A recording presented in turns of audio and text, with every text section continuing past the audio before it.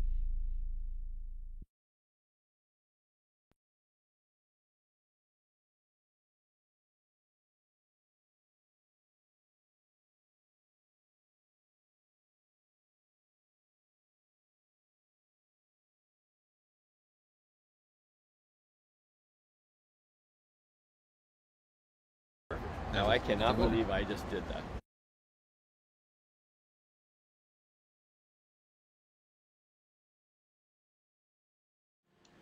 And we are live, apparently on Facebook and Twitch. Yeah. We'll take it. Yeah, YouTube might be another story. So welcome to the regular season finale of Dinner with Racers Thursday night Blunder. If the feedback is correct, all of YouTube is having some trouble right now. So if you're seeing this on YouTube, you may want to check out our Facebook or Twitch pages because apparently it may not last. That is not us. That is YouTube-wide. But Facebook.com/Dinner with Racers or Twitch.tv/Dinner with Racers might be a more reliable outlet to see our regular season finale. I am one of the guys putting this on, Sean. With me, as always, is the other guy that puts this on, Ryan. I'm queuing up your shot right now. Okay. And you are now on screen. So it looks a little dark where you are, and I'm seeing something. Well, you're blocking it with your head, but if you move a little to your right, I'm seeing something cuddly behind you. What's going on? Where are we? Well, we are down under. Oh. And I believe they call it Straya. The locals call it Straya. And we were racing at Bathurst this week. And not only are we racing at Bathurst, we're racing at night. And unlike the Bathurst 12 hours that starts in the beginning or early in the morning, we are starting as the sun goes down and finishing as the sun goes down. And one of our classes doesn't have headlights.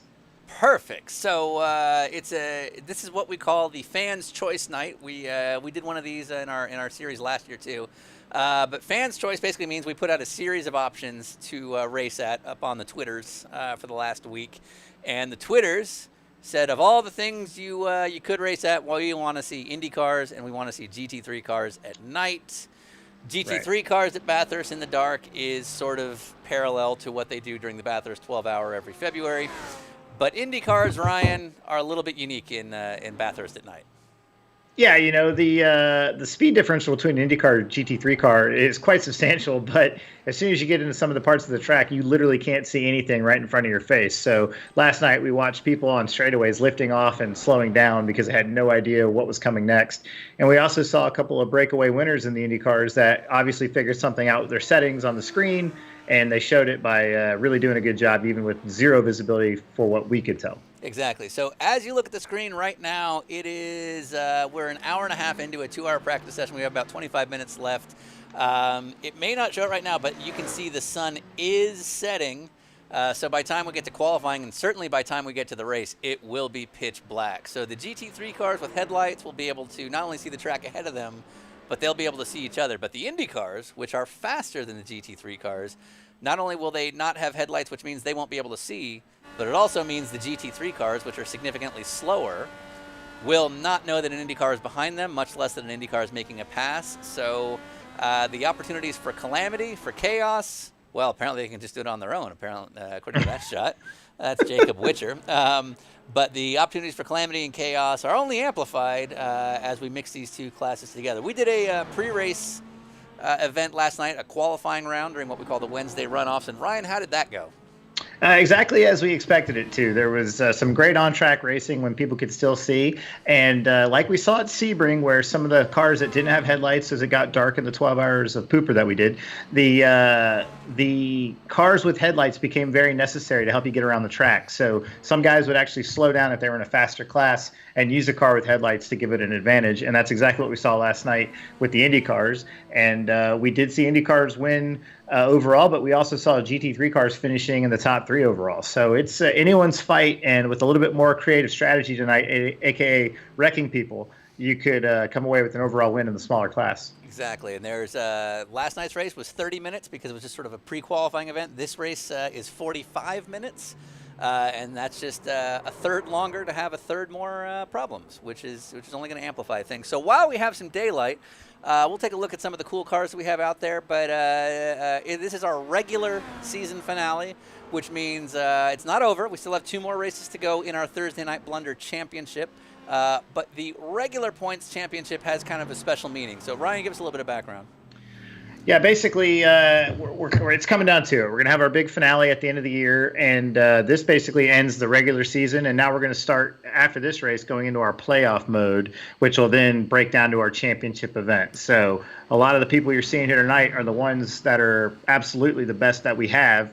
And by that, I mean best at doing really stupid stuff that we've created in our spare time. Absolutely. So since we started this event, this Thursday Night Blunder, back at the end of March, our first race was 7 weeks ago at VIR. We've been keeping points on every race. We've had about 3 races every night between our 300 league members, and your best result on the night will get you points. So we've been adding all those up over the last 7 weeks. So the semifinals, which will happen next week in Detroit, will basically be about 60 cars split into 2 races, and it's going to be a combination of anyone who's won a race automatically qualifies to the semifinal. As of right now, we have 51 unique winners between all of our races and all of our classes.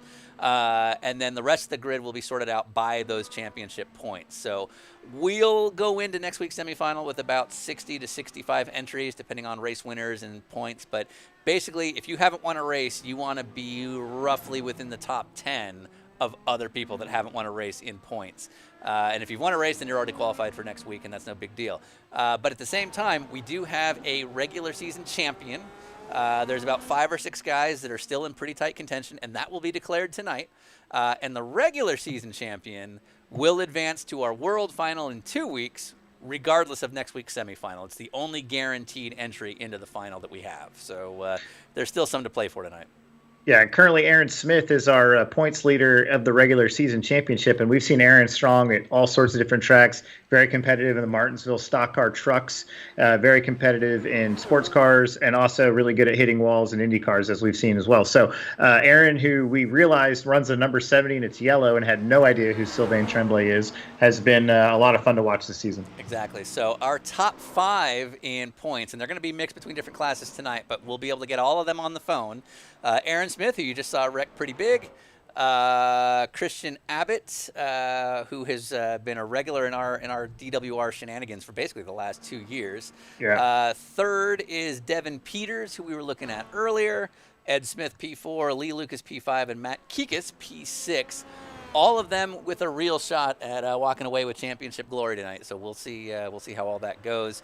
And then also turning our attention to the cutoff. Right now, Jason Skeen, who has gone way out of his way to make pretty cool videos and all kinds of social media stuff for us and our sponsors, of the people that have not won a race yet, he is currently sitting 10th in points, which is right around the cutoff point. So Jason Skeen's going to have a lot to go for.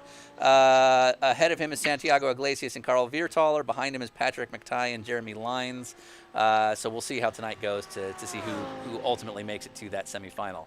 Yeah, Carl Viertaler is actually tied with Jason Skeen for 9th and 10th there at 546 points, and Patrick McTighe is only 2 points behind them. Jeremy Lines in 12th, 2 points back. James Nelson in 13th, 2 points back, and so on. So it's pretty tight. I mean, anything can happen tonight here. Absolutely, and that'll be that. But in addition to our championship showdown, we still have some guests, some pro guests. Well, really just one. Our real focus tonight was on the championship. But when it comes to Bathurst, there was one person we really wanted to highlight from the pro side, as we always have our in-race reporters, and we put exclusive attention into the last American to win here at Bathurst. Who have we got, Ryan? We have none other than Black Swan Racing's Tim Papis. Tim Papis, cult icon. He's just in the pits now. He actually just barely got signed in a couple of minutes ago. But Tim Papis is the principal behind Black Swan Racing. Black Swan has, of course, been in the IMSA ranks for over a decade now, and Tim himself has driven in pro sports car racing for basically the last 2 decades. Black Swan has run at Le Mans. Black Swan has run a lot of the international GT events. They had runner-up at Daytona a couple of years ago, but more importantly, 2 years ago, Tim and Black Swan would take top honors at Bathurst. Now, Marco, I'm not sure if you're seeing that in the chat room, but apparently Noah Wheeler got disqualified because he spun and accidentally drove the wrong way. So I guess an admin needs to help him with something. But yeah, Tim Papis, no slouch at all. Spent a lot of time in sports car racing, doing stuff all over the world recently, but primarily in North America the last couple of years. I've raced against him a lot. You've worked for him a lot, and we've always really enjoyed Tim's off-track persona as much as seeing the cars he puts on the grid. Exactly. And for those who watch our after hours broadcast. When this is done, we still show the other 2 races in a much less formal fashion. Tim had a special place for us at Daytona a couple of years ago, and I think we can maybe tell that story, or not. What we're gonna save that for later. We'll save it for later. Yeah. Okay. Yeah. That's an after-hours story. But yeah, that is one of my favorite stories that could be its own podcast. Absolutely. So maybe we won't tell it. We'll see. In any case, and then joining us in the booth in a few minutes will be a friend of Ryan's. Yeah, great. I love this guy. Ryan is a big fan of this guy. He was also on our podcast. Who is going to be our special booth co-host, Ryan? That'll be none other than also known as Nascarcasm, who is a social media presence on like Twitter, Instagram. He's been a NASCAR basically content creator for years, and I think one of the funniest guys in the business, maybe one of the best doing it. How about you, Sean? I think he gets paid for a living to run a Twitter account. Right. That's it. Right. So Nascarcasm basically. Oh, who is that? Is that Justin? Doesn't matter Parker? because they're done. So Nascarcasm, who will be on with us in a couple of minutes, he technically is on the payroll with NASCAR, and he runs a Twitter account. He does a lot of NASCAR digital work, and he and I may have a little bit of a rivalry because he makes a reasonable living running a Twitter account. Right. And how do I make ends meet, Ryan? When you're not drinking. When I'm finishing my drink, you make your ends meet by. Are you making your ends meet? Well, let's just say I am.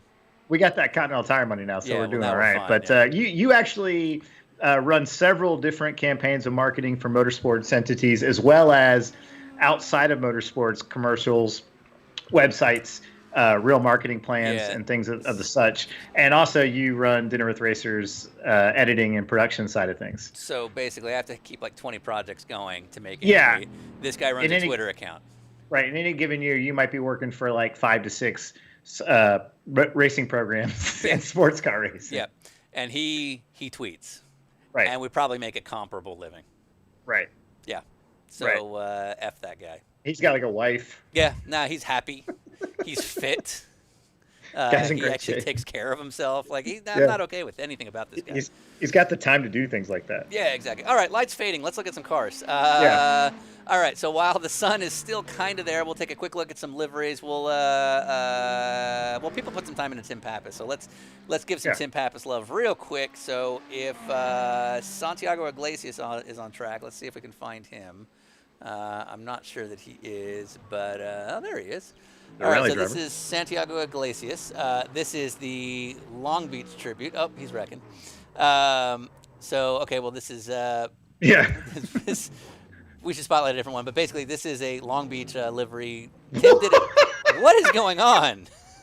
That's the highest I've seen anybody go. Anyway, so Tim actually ran this at Long Beach, actually like this. He ran an all-black car at Long Beach when they were just sort of getting going on something. How about Cy Jerry or Matt Kikis? Cy Jerry or Matt Kikis would be fun. There's some people put in some real time into this deal to be done right. Let's see who we got. So that's still Santiago. So Matt Kikis or Cy C-Y Jerry. Or if not them, how about Zach? There's Matt Kikis. Boom. Yeah. So I really like this one. So Tim has never driven a McLaren, at least in competition. And so back in the day, Tim, when he was in the IMSA GTC ranks, had this very popular white and green Black Swan livery. And Matt adapted it to the McLaren. And I think that's pretty badass. Yeah, you can see he's got the Get Well Nicole on there that we, a little bit of a project we did earlier this year to send some good wishes to someone that follows us that's a little sick. But also, he's got Acura logos on it, so it's a great-looking Acura NSX out there, again, that I don't think Tim has ever raced. But definitely a great tribute. And that car won a lot of races, so that's a strong livery. Absolutely. And then let's see, who else have we got? If Carl Viertaler is out there, Carl Viertaler or Zach Trump. There's Carl. So this one I like a lot because this is basically a fairly accurate adaptation. Oh, he made it. He made the jump. Oh, he did it. He made it. Wow. Well done. That was great timing. All right. So it's pretty accurate. Hold on. I got to take care of something. So tell us about this livery, Brian. Yeah, so this is one of the. I think he actually ran this on his Mercedes at one point, but he had the older chassis, and I actually raced directly against that car at. In fact, and it's a sour memory, but he had a pretty sizable crash in that livery at St. Pete, which helped me win. So part of the deal sometimes is to see a replay here of Carl Viertaler making the jump. If you're new to Bathurst, there is a jump on the back straight that you can obviously land if you know how to do it right, and we're seeing it here, and it's worth quite a bit of time. And we saw a lot of people yesterday get it completely wrong, but that was great to see with Carl Viertaler. Yeah. And just to be clear, that's not a designed part of the track. You're not. So what Carl is doing here, that's not. You're not supposed to do this because you're shortcutting about 4 corners. But if you do, wow, he got it right. That's so perfect. Yeah, wow. And stuck the landing here. Didn't make any big changes with the steering, so he's able to keep it going. Barely misses that wall. Huge time saver. I mean, he's like gaining on an IndyCar right there. Oh, that's so awesome. So that's what iRacing's about. Is Jake Witcher or Zach Trump on track right now? If Zach Trump, TRUMPP, or Jacob Witcher, if either of them are on track, they've also got some pretty cool Black Swan tributes. And then after that, we'll take a quick break and we'll get Nascarcasm on the phone. Yeah. If you see Jacob Witcher right this one I like. Yeah. So check this out. So Jacob Witcher, that is also a throwback to Tim's old Black Swan. So there was a period of time where he ran a Viper and had this kind of lighter green, which doesn't really show up well in the dark. But he had this kind of cool lighter green concept. And Jake has adapted it to an IndyCar, and it actually looks pretty sweet. Yeah, it does. Looks really good. So anyway, let's. You want to call Tim real quick, and then and then we'll get going with the rest of the day here at Thursday Night Blunder. Huh? Someone's getting fired up. Yeah, that's the sound of me excited. It's very different give it from an the sound of hour. me mad. Come back when I'm angry. Wait, that's now. Oh right. Are we still? Is YouTube still down? No, I think we're back up and running. So okay. Yeah, Marco fixed it. All right. Good job, Marco. Yeah. Thanks to YouTube worldwide. I mean, obviously for us, but it helped everybody as well. Yeah. Exclusively Marco. Yeah, you can see the sun's getting lower and lower here. So this is Tim Papis we're calling. What's going on? You're on the air. I realize that. Okay, good. Just making sure. So you texted me about 10 minutes ago saying you can't make 4 turns without getting hit. No, that is still true. Good. That's what we were hoping for. Now I'm just reverting to. I have no interest in driving. I just want to crash into everyone out here. Great. Well, you're gonna fit right in. Yeah, you're right in line then. Just make sure we know so we can get it covered. But so yeah. Is this your first time back at Bathurst since last year? Yeah. Well, I mean, I actually bought the track prior to you calling me about this little adventure because I was curious to go out there and drive it a few more times. And I actually really like the track. It's just, pretty relentless in terms of how badly you can get smashed up here. There really aren't a lot of good runoff areas, particularly on the traverse across the top of the mountain. Right. Going up the mountain is not usually that bad. Oh, that's a big crash. It's really it's going across the top that that's so hard. Those 2 left-handers in sequence are those are really fast. I remember doing data against Mark Lieb, and I just sat there laughing the whole time, like, there's no chance I'm going to do that. All right, so you and Mark and Jerome and I believe Lucas Stoltz won this a couple of years ago. And Lucas Stoltz. Yeah. And, that's right. 2018. And so you've got that momentum going into the night. So between your 2018 win versus this, which is more pressure?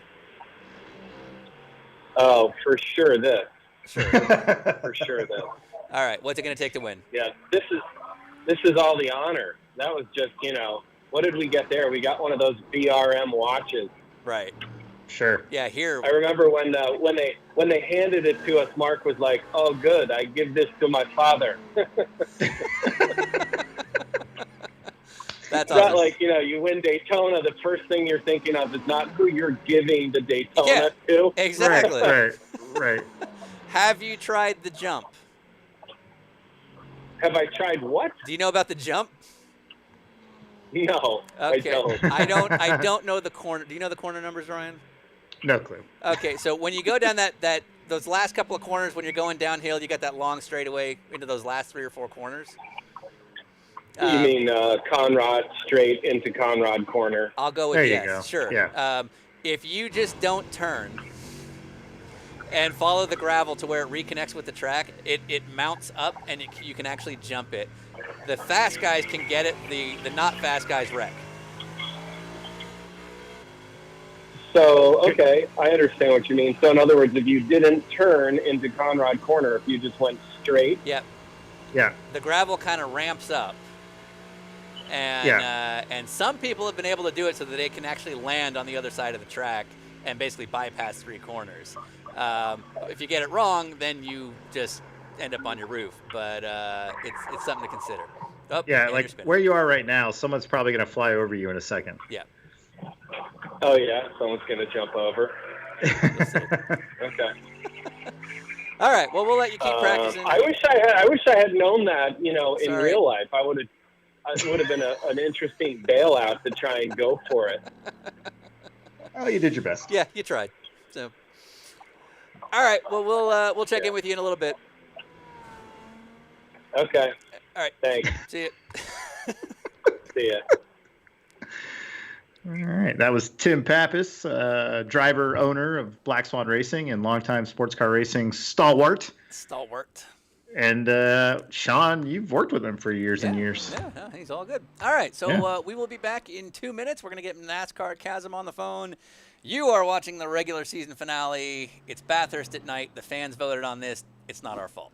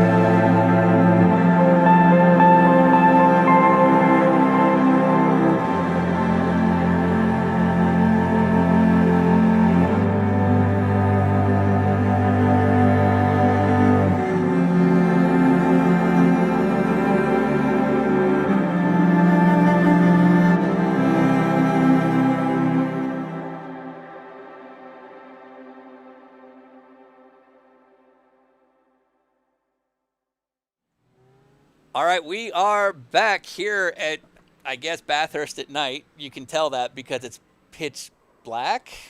Yeah. Right? I can't see a damn thing. It is the regular season finale here of the Dinner with Racers Thursday night Blunder. This is not the final race of the year, but it is the final race of our regular season championship. This will kick off our postseason, which will have a semifinal next week and a final next week, the following week, I mean. All right, so it's pitch black. We didn't know how to cover this race, and then we decided to, when it comes to just pulling content out of your ass, we decided to go to the expert. So we have a special guest, much to my disagreement, a guy by the name of Nascarcasm.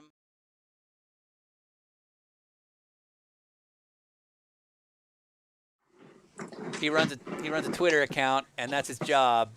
And he literally explains that to his parents, I assume. Do your parents know what you do for a living? Yeah, they do. Well, I've tried to explain it to them several times. I gave up about 4 years ago. Okay. They think I'm a security guard. Also makes sense. I just gave up. That shirt is amazing, my friend. Isn't that looks it? so like good. That? I actually put a lot of. I don't think Sean really appreciates how much effort I really put into this shirt. I can count. Well, I mean, how many letters is that? I went to Walmart and everything, man. That is. He risked his life, Sean. I can see that, and I can see there's 16, 17 letters in there, which means you had to run the iron 17 different times across a T-shirt to get it on. So I did. There's scissors involved and everything. So if you give me your address, I can send you the matching one. Nope. I'll take it. Sure. Okay. Well, all right. Cool. We'll give you Excellent. So I thought like you and I when this whole thing blows over, you and I could maybe go to the Santa Monica Pier or whatever. Weird. It's almost it's weird that we can't hear him all of a sudden. I can hear him fine. I don't know what the problem is on your end. It's a loose connection. I don't know what's going on. Yeah. And boy, did you see all the liveries we got going here that pay tribute to our strong as mahogany friendship here, Sean? All right. Well, I'll let you guys talk for a minute while I get some graphics going. Yeah, I saw one that was. I think you posted it as well, Chasm. The Bad Boys for Life. Oh yeah. That one. That one really speaks to us. It's like because we and him have always had this good cop, bad cop thing going on, me and Sean. And so that one really speaks to me. But no, looking over the list here, we got out there Joe Dorsey, Matt Moore, Jason Skeen, Brian Stilley, and Noah Wheeler. Man, I just have to thank them immensely for again capturing this lifelong friendship right here. So, I love the Kyron right there. Tweets for a living. Kyron, he even knows the terms. Yeah, exactly. Credit. All right, not just the lower third. That also shows your age. Exactly. So yeah. So before we came on the air, did you say a bunch of good things about me, Sean? I just want to make sure. I said who you were. Okay. As in your job title, not your actual name. And, okay. Excellent. And end of story. Oh, really? I said excellent. Well, cool. Yeah. I'm gonna send a tweet out telling everybody to come and watch. Good. Hold on. Okay. Send tweet. Do your thing. Okay, cool. $15. Man, we're getting a deal here. Yeah, he knows. Yeah, totally. Yeah, that's all right. I'll invoice you later. Have you? Have you ever done the math? I don't even know how much you actually make, but have you ever done the math to actually know what your tweets are worth? Per tweet against your salary? Because no, man, I don't want to hear it. Yeah. That'll only make me sad. But I'm just curious. Yeah, no, I never really have. We work for Nascar.com. Occasionally we work with the brand to get their word out. But in terms of actual worth of the tweets, man, we're down. We're negative, man. We're one of the things I've always considered doing actually is how there's that Patreon thing where you can pay somebody for coverage. Yeah. Of for their website or something. It's similar to how I'm getting an OnlyFans account. You're right. Oh, yeah, same thing. It's the same thing as what I'm working on for me. Exactly. You're gonna get that. You're gonna get the Nintendo. Yeah. No, my thought was to start a Patreon and the more people contribute, the less I tweet. Oh yes, I'm in. Yeah. Good. Exactly. Oh yeah. I was going to say all your disposable income suddenly, Sean, just gone. My disposable income. What? Yeah. Repeat, please. Disposable income, the stuff that you the money you use to buy a shirt to make for your best friend. All right. Well, let's look at some liveries as best we can. Maybe they'll go by GT3 cars and have some brightness. So we'll try. I don't know if this will work, but we're going to try and look at some Nascarcasm tributes. We are 2 minutes into qualifying. It's a 5-minute session, and this is the excitement of tonight. Wow. Strap in. There's no better metaphor for like the world right now, because I was thinking about it. Running at night at Bathurst with no headlights is just the perfect metaphor for what's going on. Yeah. I mean, that's just like, yeah. Yeah. I mean, this is a fan vote. That's what they chose. It was probably because it made sense based on everything else that's around them. Yeah. So, like, is Joe Dorsey out there? Joe Dorsey, he had a fun one. He actually did an amazing job with the, I don't know if you saw the crew uniform that he did. I did. I saw that. Yeah, so Joe Dorsey, we can't see it on our broadcast, unfortunately, the way the system works, but Joe Dorsey took an old figure skating of me when I was like 13 years old or 12 years old and converted that into a pit crew member. Now, if you look at the front wing here, before we lose the light, it says Sean plus Chasm there on the side pod, if you can see that. And Continental on the wing. There we go. Yeah, there's a Sean plus Chasm side pod. I hope people can see that. Yeah. No, you don't. It's okay. If you go back to the front wing, you can see it says Sean and Chasm besties forever. Mm-hmm. Yeah, exactly. Coincidentally, that's what the tattoo on my abdomen says. Right. Yeah. I remember when you got that. And then Matthew Moore, if he's out on track. Let's see if we can find some Matthew Moore action. Or not. There he is.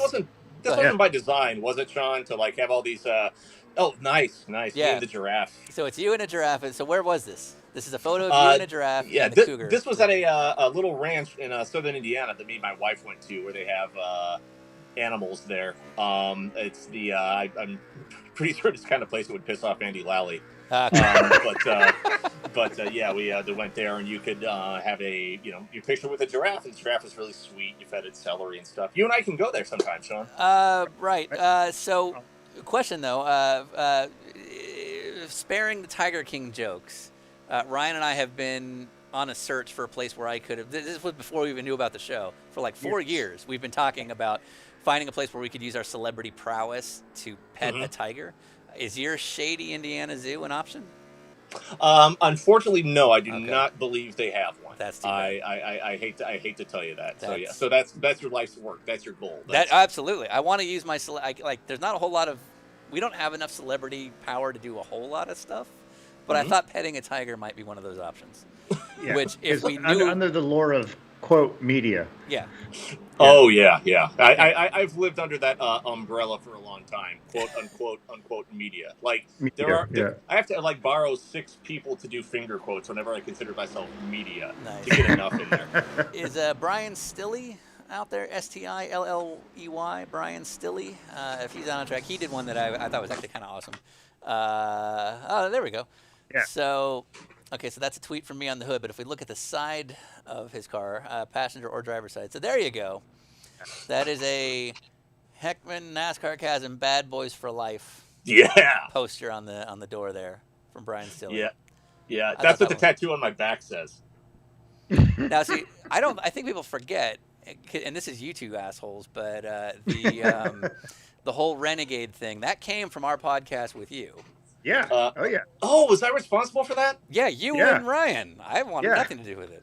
Oh my! Wait! Hold on. Oh, wait! I was responsible for this image that I have saved to my desktop. Oh, wow! I didn't know that. I can't see it. It's not fair.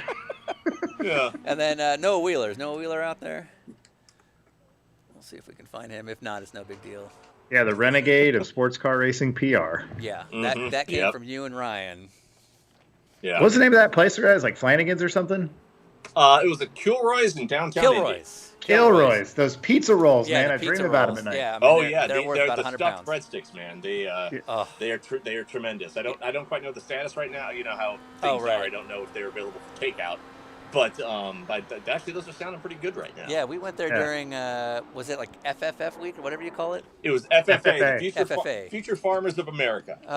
Right. I like that. Did you get that? Nascarcasm exposed right there. Exposed. I like that. On the wing. So Noah is convinced he knows who you really are, which he doesn't, and so he has a Nascarcasm exposed livery, which is actually kind of perfect the way this lighting is working. Yeah, I'm sure that the fact that people would be running liveries that pay tribute to your and I's friendship Has nothing to do with your plan to run this race in the dark, Sean. I'm sure it has nothing to do with it. So we have a question here for Nascarcasm. Do you have a hard card? Do I have a hard card for NASCAR? As a matter of fact, I do, yes. Does it have your real name on it's it? hanging right here. Don't show it. Yeah. No, I'm not. Yeah. All right. And does it have your real name on it? As a matter of fact, it does. Okay. They run a pretty tight ship there, and they can't just be letting random Twitter handles in there. That would be ridiculous. Understood. All right. Well, we are just about to wrap up qualifying. Jacob Witcher is on pole overall, and then Christian Abbott, who's one of our big championship contenders, is on pole in the GT3 class. Christian Abbott, if I am not mistaken, is P2 in the points. So this is actually a really good thing for him. This could be enough for him to take it. So, all right, we're gonna cut away. You know how you've got that you had the NASCAR e-racing series going on for the last several weeks, and they always did a cool invocation with the Grand Marshal. Mm-hmm. We've got one of our own, and we're gonna play it now. Please enjoy "Drunk and Depressed" Gina Gershon.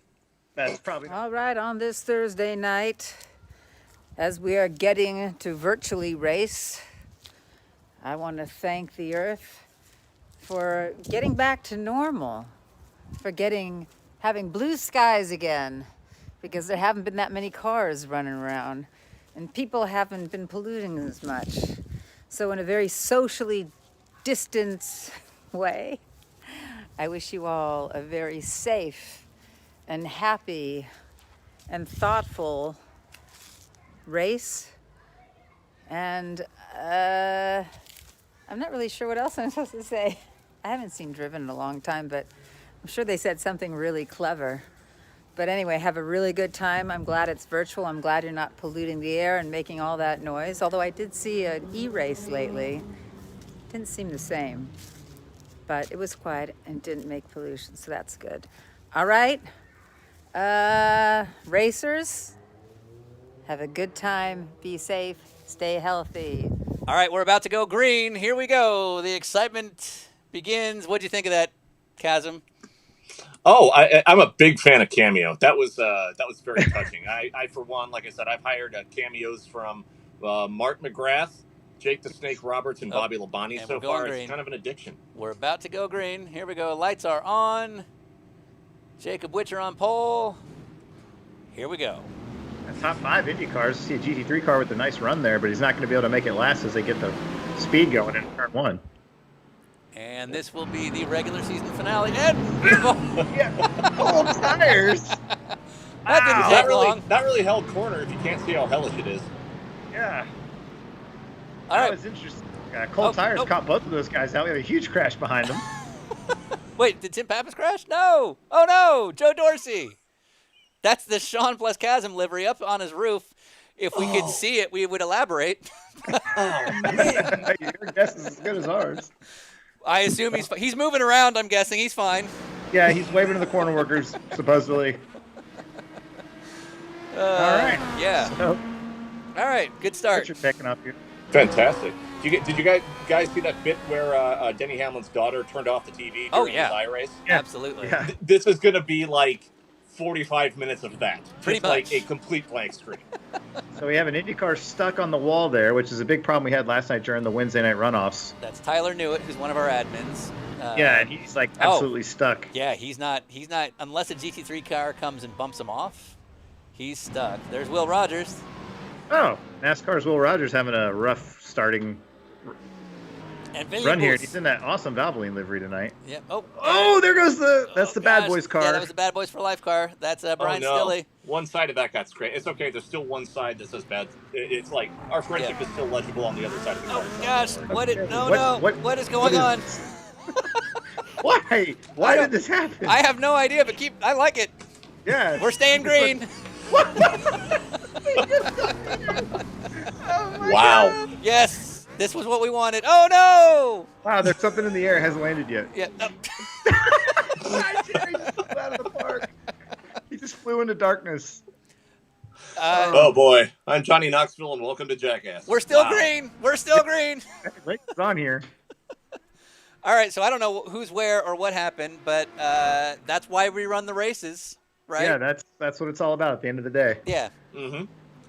All right. Yeah. Well, let's wait till they cycle through the timing line before we know who's where. I think they're just going into turn 1. So Oh, is no. it a G? Noah Wheeler just completely missing the first corner. And he Okay, can see turn- it. Forgot to go to first base. All right. Go ahead.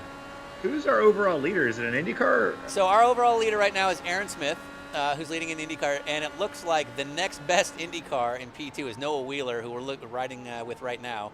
He's behind a ton of GT3 cars. He's 28 seconds behind Aaron Smith. So Aaron Smith has a really good lead, and then also Aaron Smith is our overall points leader as well. So if Aaron Smith, and Noah is, well, no one's going to see him there. Yeah, that looked like his own doing there, running to the back of that car. Now the road is blocked back there. If we look at that, completely blocked road. More cars ought to be here. Here we go. Yeah, you can add to the problem. There we go. There we go. Yep. Nope, don't lift it all. Oh, make there it we worse. go. Good. Yep. No, when you see cars blocking the track, just floor it. Yeah, why wouldn't you? That's what they teach you at Skip Barber, right? It's the Australian way. And Marcos Ambrose would do it. Yep. Yeah, let's make it a regional thing. Should I say Skip Barber? Skip Barber. Okay. And all right. This is just horrible. Yeah. Wow. This is what the fans voted for. Beautiful in its nightmarish ways. Yeah. Wow. We're on lap 3. This is like a Jackson Pollock painting, right? Really is. I don't know. So it seems like if you're an IndyCar, the best course of action is to just line yourself up behind like 3 GT3 cars so that you can at least see where to turn. Yeah, exactly. And they're going to wreck everything in front of you, so they'll just clear the path. Yes. Yeah. Beautiful. So, anyway. Yeah. Kaz, we did a race earlier this year, the Pooper Sebring 12 hours, and we had cars in that race that didn't have headlights, and they literally were just following around some of the cars that did just to stay on track, and it was a good strategy, and I think we'll see that tonight. Oh, that really is. That's that's a good method. Just kind of sort of leech off to somebody else. It's like if you're on vacation somewhere and someone's hired a tour guide to take them around, you just kind of sort of follow them about 20 feet behind. And then you can hear everything the tour guide is saying, and you don't have to pay for the tour guide. It's kind of like that. I'm not saying I've done that. I heard it's like that. So Garrett Smithley, NASCAR star, went off. I didn't see what he did. Did he go for the jump? No, I think he just got it wrong. Our buddy George in the chat room is saying Jackson Pollock used Valvoline. That's a fact. All right. So, Aspen Belvin, he had a tribute livery to, I believe, Vegemite. If we want to take a look at... oh, no, it didn't load. What did he do now? He's done another livery. Is that a turtle? Say? Oh, maybe it didn't load. It's like a BMW car club. Yeah, but he had a different one that he submitted, so maybe the paint didn't load. I don't know. Well, Sean, what did we learn about Vegemite tonight? So Vegemite is not only the chosen... It's like a spread, right? Yeah. So Vegemite is not only like the chosen garnish of Australians, it is also the chosen spread of Italian camera operators and sim racing hosts. Marco Barbanera, our fantastic camera operator and sometimes host of our sim races, is a love of many strange things, but one of them is Vegemite. Defend that.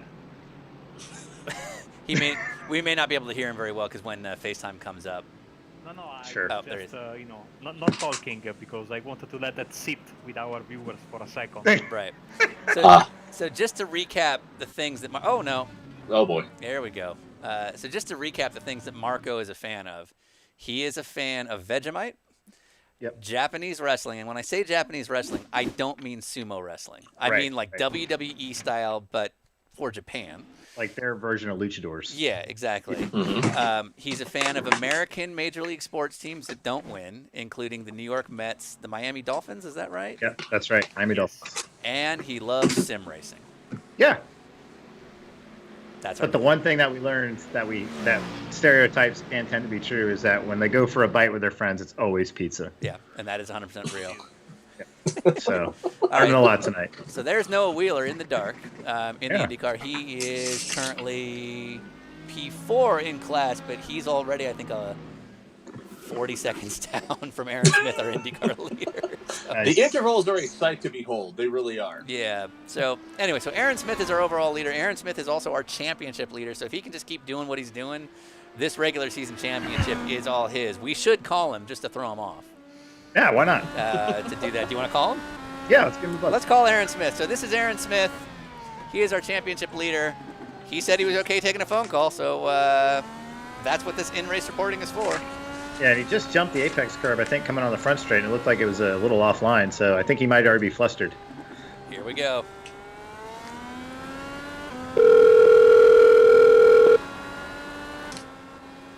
Let's see if he takes it. I bet he doesn't take it. Yeah, I sent it to voicemail. Yeah. He's like, I'm not screwing up this championship for your dumb show.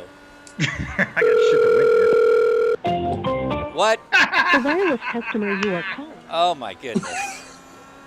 Perfect. Now, did I get it wrong, or did he deliberately? Is it just like my 20s all over again? Yeah, no, this feels a little too comfortable, right? Yeah.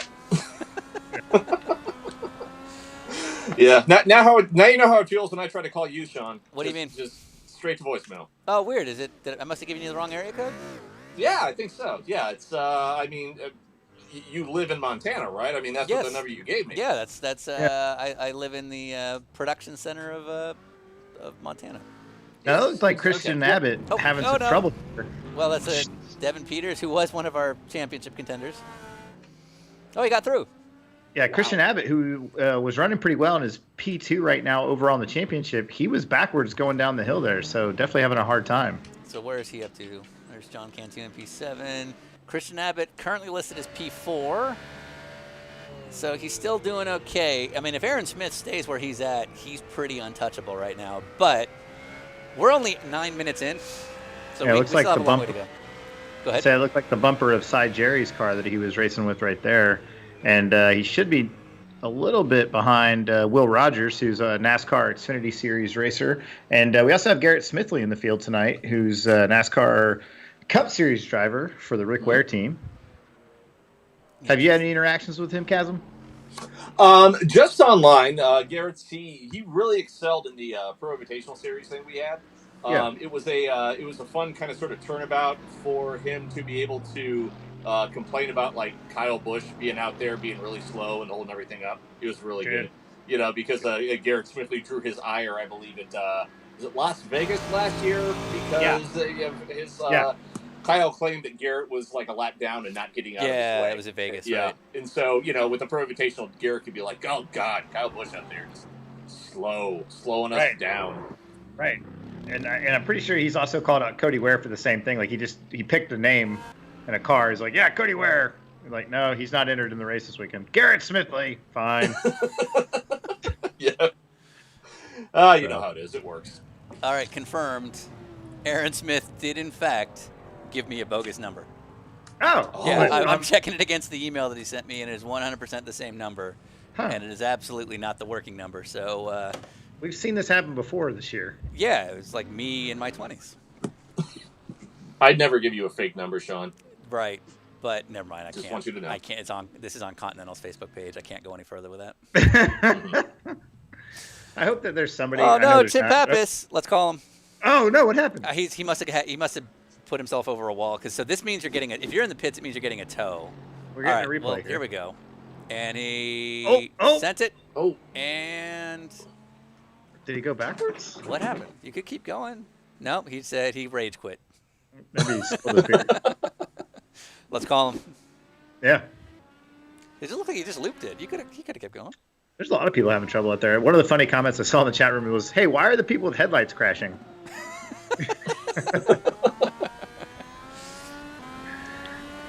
Good stuff. So we're going to call Tim Papis as we ride down the S's here with an Indy car. This is what they call the dipper. And it leads on to Forest Elbow down the Conrad Straight. Into the chase, into Maurice Corner. There you go. Look at you. Guess who can work Google? Sportscarcasm. Hey, Sean. So you're already in the pits? Yeah, I'm just sitting here. I don't know exactly what's going on. I'm sorry. We're not laughing. We're laughing with you. You got to laugh, though. Oh, yeah. I'll bet.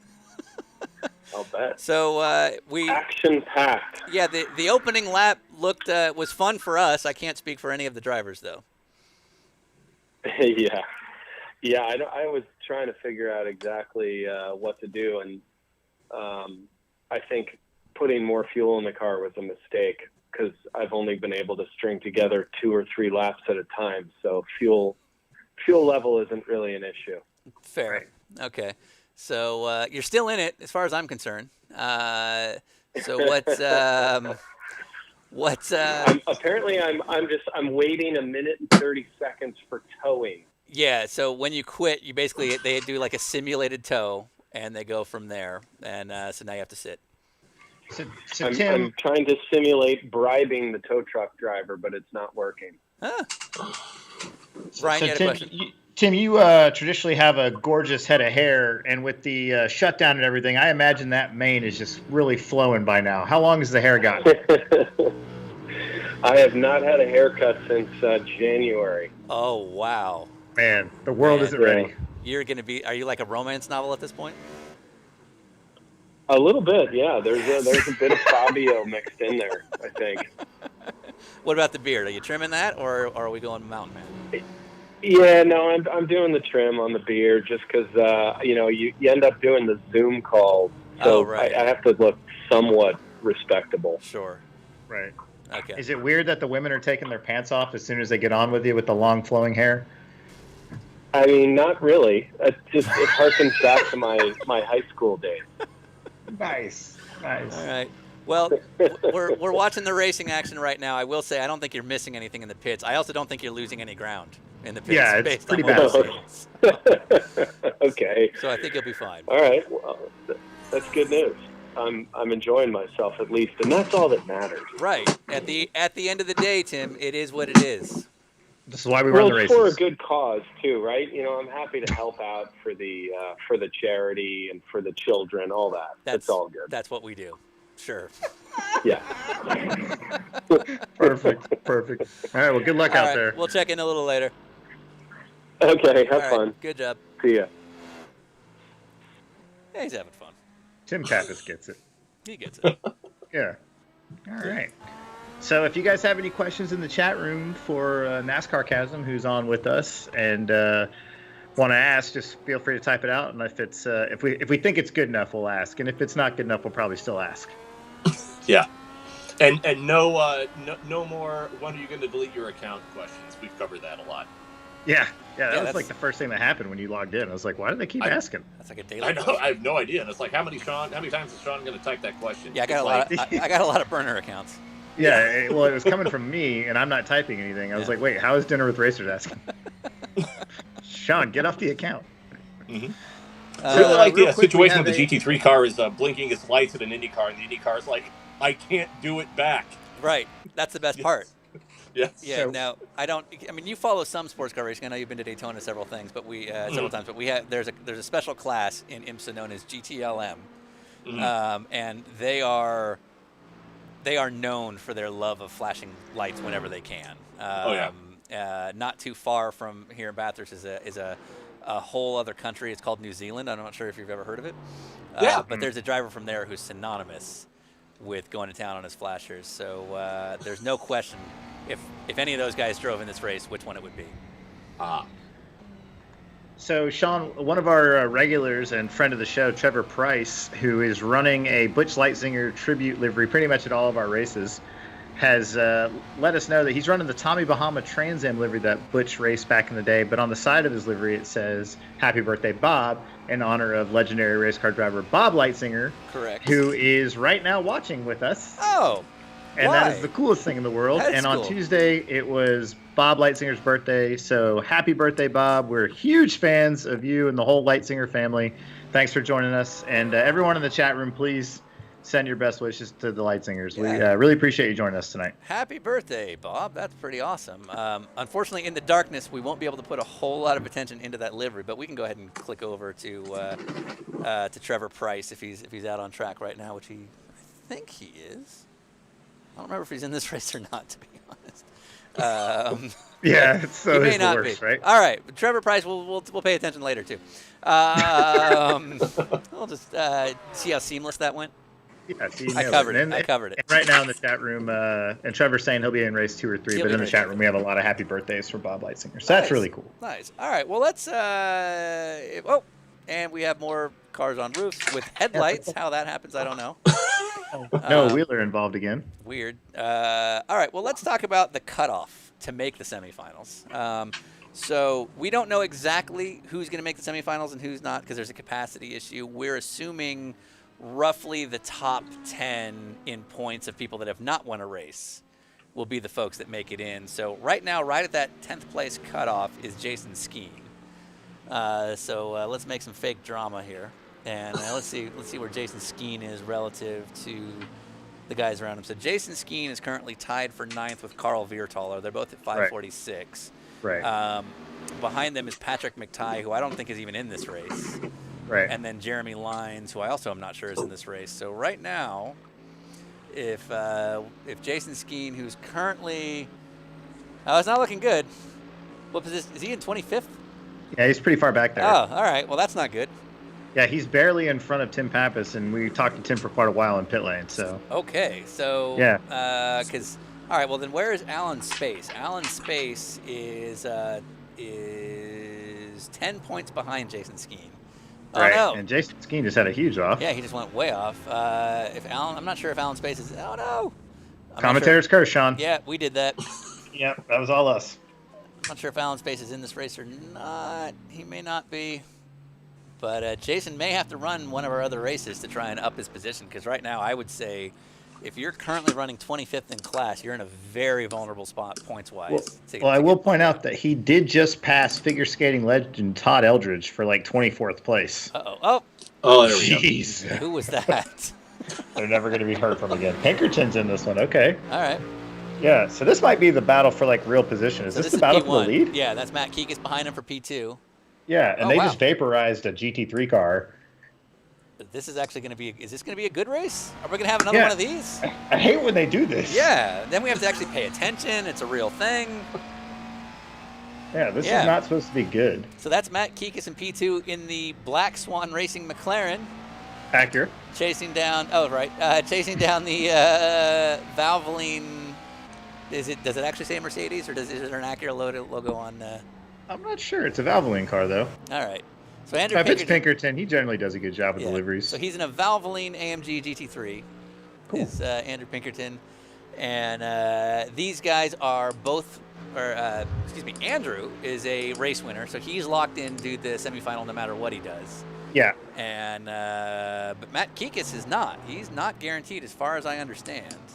Yeah, he's 6th in points right now. Matt Kikis is in. He has won a race. So he's settled in, but he's still going for the overall win to lock himself into the finals. But with Aaron Smith leading, that's going to be tough to do. So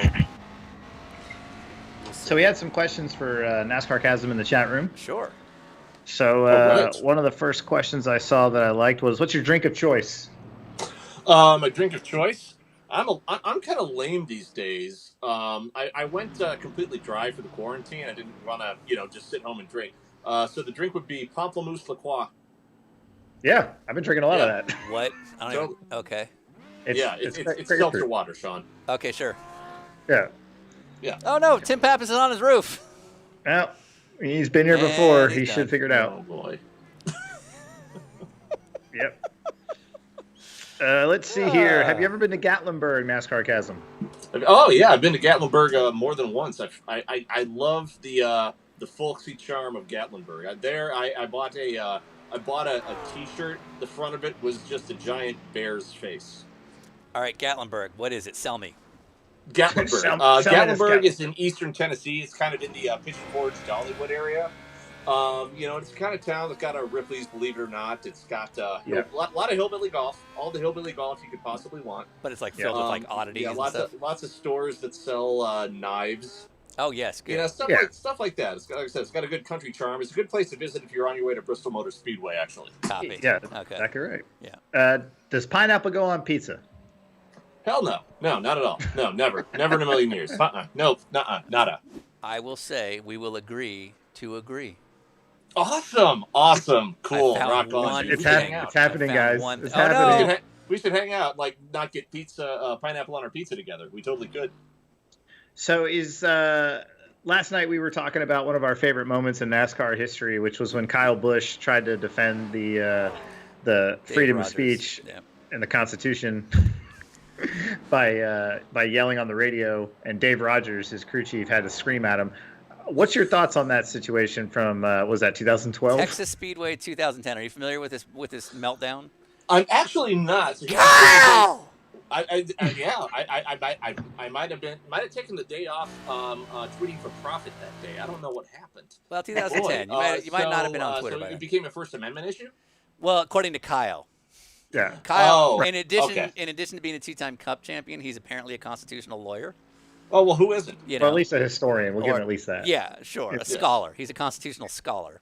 Right. So Kyle was having a bad day at Texas, and he got wrecked out and then sped through pit lane getting his car fixed. And then after he got sent back to the pits because he was speeding in pit lane, he decides to flip off a NASCAR official. I remember. Then they repit him, and he doesn't want to come into the pits because he feels like NASCAR is violating his constitutional right. Right. So it comes to a stop. Wow. Yeah, and Dave Rogers has that a was meltdown. the race where then several constitutional lawyers descended on the 18 pit. Yes, exactly. And, they had a full court hearing right there with the NASCAR. Exactly. officials. Yeah, the NASCAR jet flew in. Yeah, I remember that now. It's all coming to me. Boy, oh boy, I don't think I think once you, especially when you're at Texas Motor Speedway, if there's any place that's completely lawless, it's Texas Motor Speedway, man. All bets are off. Sure. Yeah. But in terms of being a constitutional issue, absolutely, I'm 100% on Kyle's side. Oh, okay. All right. Well, now you know, folks. Thanks for asking. Yeah, absolutely. Yeah, just invoke the Constitution, man. Aspen Belvin a little bit lost where he is. All right. He's looking for Joey's. He's looking for something. Yeah. Aaron Smith he went off track though. Is that right? Oh no, he's in the pits. Now, is this for fuel? So IndyCar, I don't know about GT3, but IndyCar definitely does not have enough to go the full distance. So we are halfway through the race right now. We're at 24 minutes in. So this would make sense to have a scheduled pit stop if you're in IndyCar. So Aaron Smith could not have more control of this day right now. And now it can always go wrong. That whole commentator's curse. Right. But he's 57 seconds ahead of Jacob Witcher. I don't know if Jacob has stopped yet. But Aaron has been basically unbeatable. And given the fact he's leading the championship, if he finishes with a win, he is going to the final. Yeah, absolutely. We can't call him to see how he feels about it. Yeah, he's on to us. But regardless, it's an accomplishment. Yeah. So, Chasm, I've always wondered about a certain thing. How many NASCAR drivers would you say from the Cup Series recognize you by your face? Several. One of the things I do every year now is we work on the postseason banquet, which used to be in Vegas and now it's in Nashville. And we do pre-tapes with all the drivers, and so they all come in and they all know. They can all see that, walk in, see the disappointment, they know my face now. It's pretty common. Right. Now you're a bigger guy. When like one of these smaller kids that races Cup comes up and sees you, they're like, "Oh man, yeah, I can't get at this guy. yeah, he's gonna win this, even if I have a problem with it." Well, I gotta behave a little bit, unfortunately. Right. If they're nice enough to give you the hard card. It's like, oh, sweet, I got a hard card. This means I should go beat the crap out of Tyler Reddick, I guess. No, that's not really how it operates. What I'm saying is like Noah Gregson's like 5'2" and 100 pounds, and it's like if he saw you, there's no question who's gonna do better. So it gets me out of a lot of potential confrontations. It really, really does. That's why I'm really glad Carl Edwards retired. So my question, and I've always wondered, is the guys that recognize you by face, when they see you like standing in their pit box or something, or like you're in their garage, do they get nervous? Do you ever notice someone's like, "Hey, buddy, don't embarrass me"? This is a feeling I understand. Go on. Yeah. No, I'm proud to say we've reached the point where nobody cares. Okay. It's usually you get a nice hello. Sometimes you get kind of sort of the, I don't know what exactly you call it, but it's the wordless, slow head nod. Where it's like, "Hey man, I acknowledge you. Right. I acknowledge your presence, but I'm not going to say a word to you." That's I get that from Ryan Truex quite a bit. I think that's his only form of communication. Ryan Truex Jr. Yes, exactly. Yeah, okay. Yeah. Just correcting you. Yes. But Okay, because now I would say this might be the difference of many between you and I in terms of like let's go on a limb and say you're probably more on the good person category and I'm not. So if people are uncomfortable around you because they don't know what you're going to do or say about them, you don't necessarily enjoy that. No, I try to be a nice, me, Sean. I try to be a nice guy. We're not out to make people mad or ruffle feathers or make crude jokes and so on and so. You know me better than that. This is where it's just meant to be slightly amusing. It's. I mean. Basically, in terms of like what level of scathing are you? I'd probably put it at about maybe Bill Engvall. We're pretty weak. We're pretty weak when it comes to that these days. So they got absolutely nothing to worry about. But there is definitely a kind of sort of a direct correlation between the severity of what you're tweeting and your proximity to the actual pit box car or driver. I copy you on that, but yeah, I there are some people, we'll just come up with a name, Nate Stevens, that get very uncomfortable when I'm around them. And I enjoy the crap out of it. I just love it. But this is, I would say, where you and I are a little different. Yeah, well, I mean, there is some joy in that, too. Okay. I like the... I do, if Jamie McMurray sees me now, Jamie McMurray's retired, but wherever he sees me now, I do enjoy the gigantic eye roll and very speedy exit. This guy. Whenever McMurray sees me, it's something I've worked hard on to kind of sort of accomplish to get to that level. Okay, so this might be the difference between, say, how you operate or I or we operate. Do you have a pre-prepared statement when you finally put out the tweet that goes too far? Usually, yeah, because it's more or less I just wait for the direct message where it's like, yeah, dude, that was that was it. Please don't say that again, and I'll be like, yeah, I'm sorry, I will take it down, no harm, no foul. Okay. Not one of these people who takes joy in that. Interesting. Yeah, I know. It's very disappointing, isn't it, Sean? I wouldn't say disappointing. It's we just operate different. Yeah. I mean, like I said, I the whole uncomfortable thing, I enjoy, if I see a driver and I wave to him, I like to get a nice response back, and that's not always what happens, like when you're hiding in like the bushes in front of their house and waving through the picture window, but it's something I go for. Fine. Yes. We're on with Nascarcasm, who is a social media, I would say, legend in the racing world. If you want to use that word, that's fine. Maven. Have you, I don't know, have you seen any other type of racing series that you'd like to be a part of, even if it's just as a fan? Is there anything that jumps out as yet, something you'd like to watch? Honestly, I enjoy all forms. It's going to sound generic as hell, but I really enjoy all forms. Obviously, NASCAR, obviously IMSA. Enjoy watching IndyCar, the supercars and everything. I really think that one of the most annoying things that you can experience on Twitter are the people who are so dead set or loyal to just one form, who spend their time denigrating another.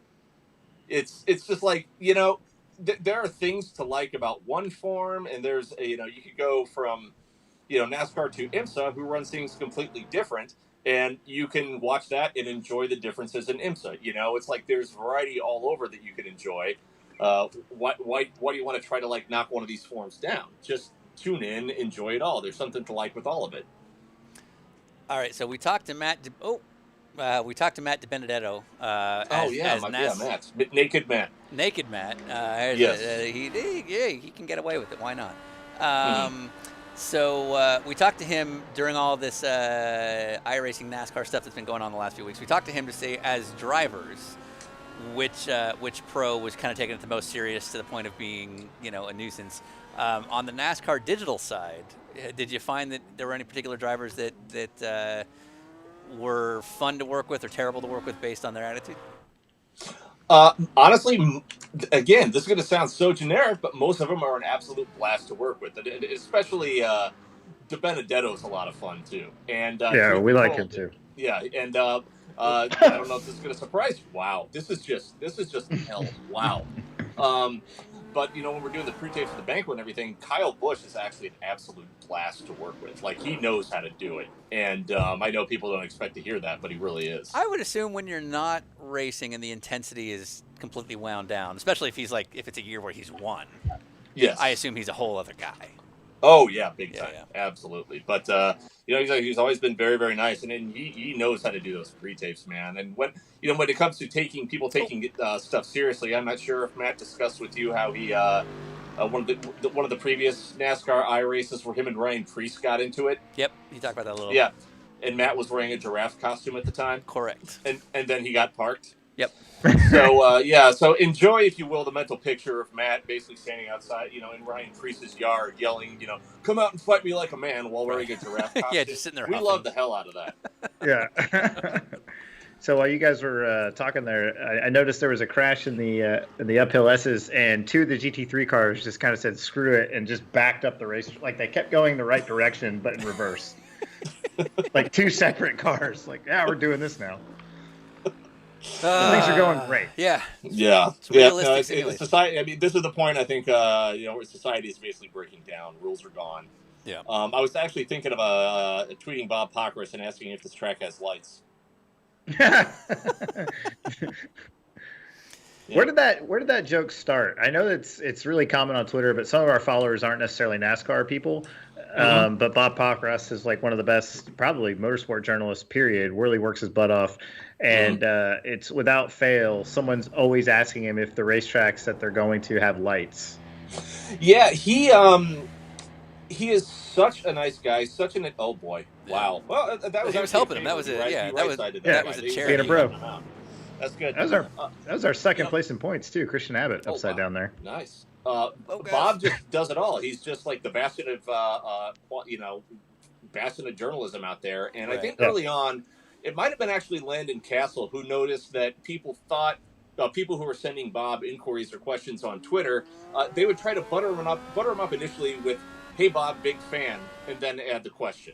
Right. And one of the frequent ones was, "Does this track have lights? If there's a lot of yellow flags, if the race is slow, the pace is slow, are we gonna be able to finish this, or is it gonna get too dark?" And that was just one of the running tropes that happened. So I mean, he got married recently, and of course you can imagine how many people were tweeting him like, "Hey Bob, does the chapel have lights?"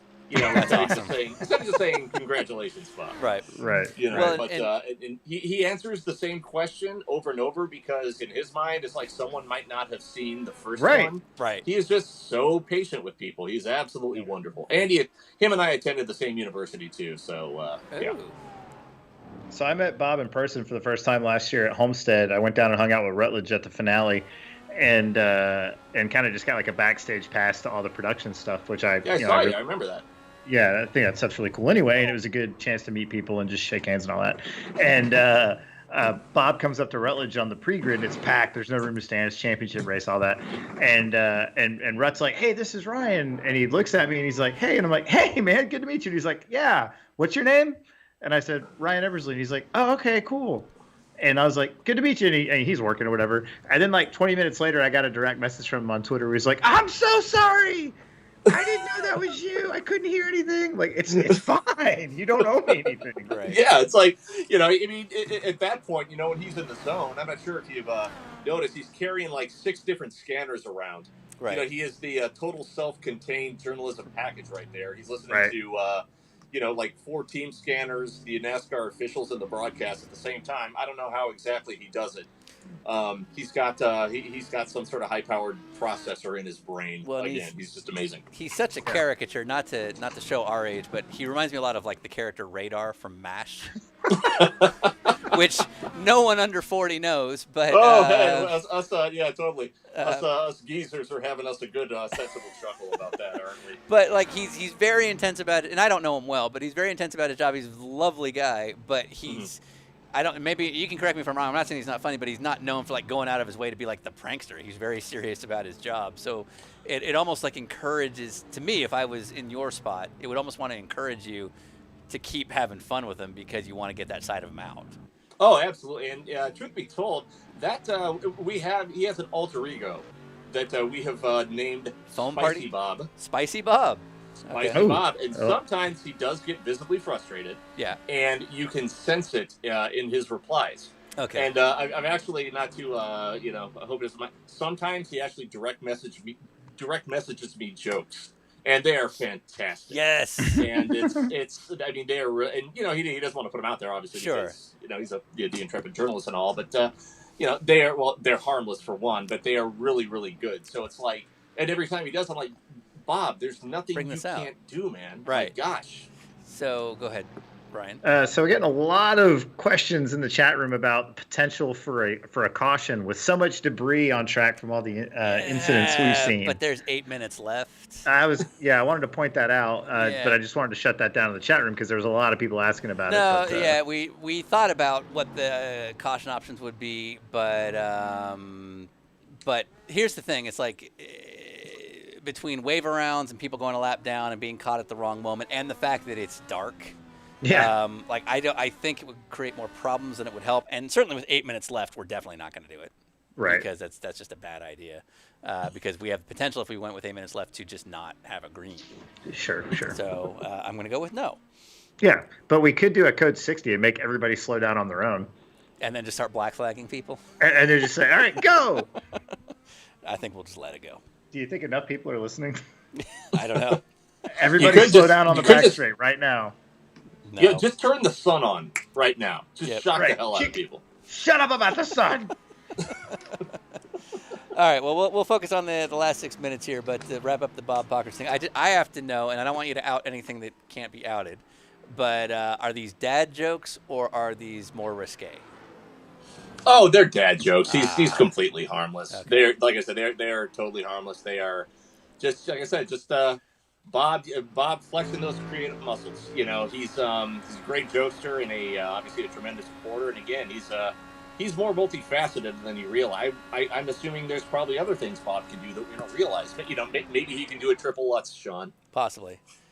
Who knows? Well, speaking of triple Lutzes, we do have somebody who can in this race, Todd Eldridge, who I don't know how he's doing. It wasn't good earlier. It wasn't pretty good. Bad, Yeah, he was beating Tim Papis, I think. Where's Todd? So Yeah, Todd Eldridge is P24. So, Chasm, I don't know how up you are on your figure skating from 1990s, but I'm like the Wikipedia of 1990s figure skating. There you go. Right. So then you would know. Todd won 6 U.S. figure skating titles. He went to the Olympics 3 times, and he's a world champion. Oh wow! Yeah, and he's 24th in a pro-am iRacing event. He's a DWR Thursday Night Blunder regular. Yeah. Right there. He comes every week and races with us, which is awesome. Yeah. And he's getting there. I'd say it's highly likely you'll see him in the pro category in the final. Yeah, and he's absolutely one of the most engaging people on social media. I mean, everything that people make with him in mind, he's all over it. Yeah, he's genuinely enjoying this stuff. So it's awesome. Yeah. And he's just gonna take the wall around. Yeah, that's the easiest way. At this point, I mean, it turns into. We saw this with a few of our iRacing events. It just turns into basically bumper bowling. Yep. Where it's geez. Yep. That car by using the walls, and as long as you have a forward momentum, you will eventually reach your destination. It'll just be back and forth, kind of like that. Didn't Carl Edwards legitimately try to do that in the last lap several years ago in the playoffs? Yeah, he just sent it Yeah, he's just like, I'm just gonna mash it and see what happens. Yeah, and that was Carl, I believe. If you're talking about Tony Stewart Homestead against Logano. This was like in Chicago. There were still like 8 the races video to go. game move. Yeah, the video game that. move. Yeah, I did that on the video game. Right. It's like, first of all, Carl, you don't use technology. We know you're lying. That was there was a similar one at Homestead that he tried to use in Logano when they wound up wrecking, and I believe that was Carl's last move his last race, NASCAR. Yeah, and it all ended after that. Yeah, he was apparently, according to our friend Andrew Barca, it was trying to pass Jimmy Johnson for the win at Kansas. That sounds right. Yeah, that's right. Yeah. Yeah, so pretty awesome. Yep. We just need Andrew Barca everywhere with us. We do. We need we need more budget, and we need a bigger car. Yep, and then he's just going to follow us. He's going to be like a human Palm Pilot. Yeah.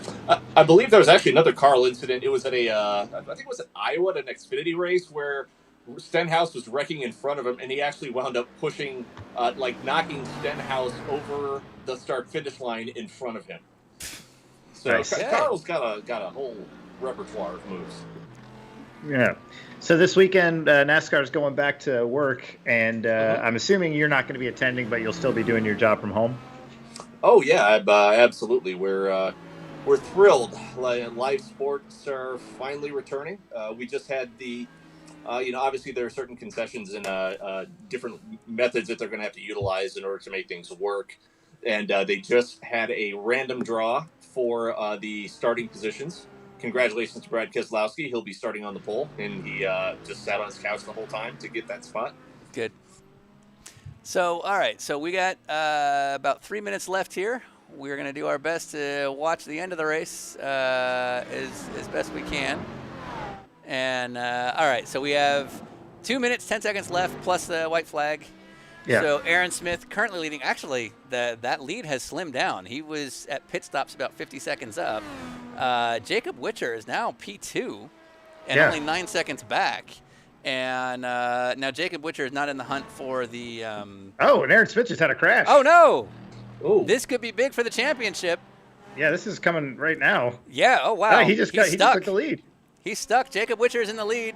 Aaron Smith, you see the timer there on the upper left. He's just moving backwards and backwards. Now, the other thing is Jacob Witcher has not won yet this season, so this will guarantee Jacob a spot in the semifinal. Here's a replay. Oh, he just ran into somebody. Got it all wrong, Sean. Oh, wow. That's why we're hearing run. from the corner workers that he is stuck on the wall.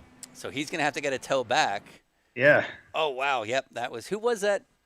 Who did he hit there? I can't really tell. Someone just sitting in the Like a road. Ferrari. So he's stuck. Did he get off the wall, or is he getting a tow? Looks like he is He's back out. moving based on the gap. Yep. And he's 35 seconds back. He can still pull this off. Yeah, actually, he could still pull it off if Jacob Witcher has a bad run. But even if not, in terms of points, second place points is not that bad. So he will probably still be okay, because who else is in the running here? So like Christian Abbott, who's P2 in the points, is running another category, but Christian is P6. Yeah. Devin Peters, who's a little bit further back, is, well, he's well outside of the top 10, so that's not really a thing. Ed Smith and Lee Lucas are also pretty far back. So, I mean, honestly, Aaron Smith is fine if he can just hold where he is. But meanwhile, Jacob Witcher will get a win, which will guarantee him a spot in the semifinal. Yeah, if he can hold on to it here. And meanwhile, Andrew Pinkerton, 8 seconds up in the GT3 class. Jacob Witcher, honestly, just needs to hold tight, not take any risks. He could literally just sort of hang back. Is that Pinkerton that he's in front of? No. Yeah, it looks like Matthew Kikis is only 7 seconds back, so if Pinkerton has any sort of issue on this last lap, then it's all for play there. Absolutely. Who is that behind? Yeah, we're hearing some rumors that the Aaron Smith crash might have been a paid hit. Oh, interesting. Ooh. Yeah. Yeah, very possible. Yeah, okay. That's what we're hearing from the chat room, which is obviously, it's like the Wikipedia of our racing.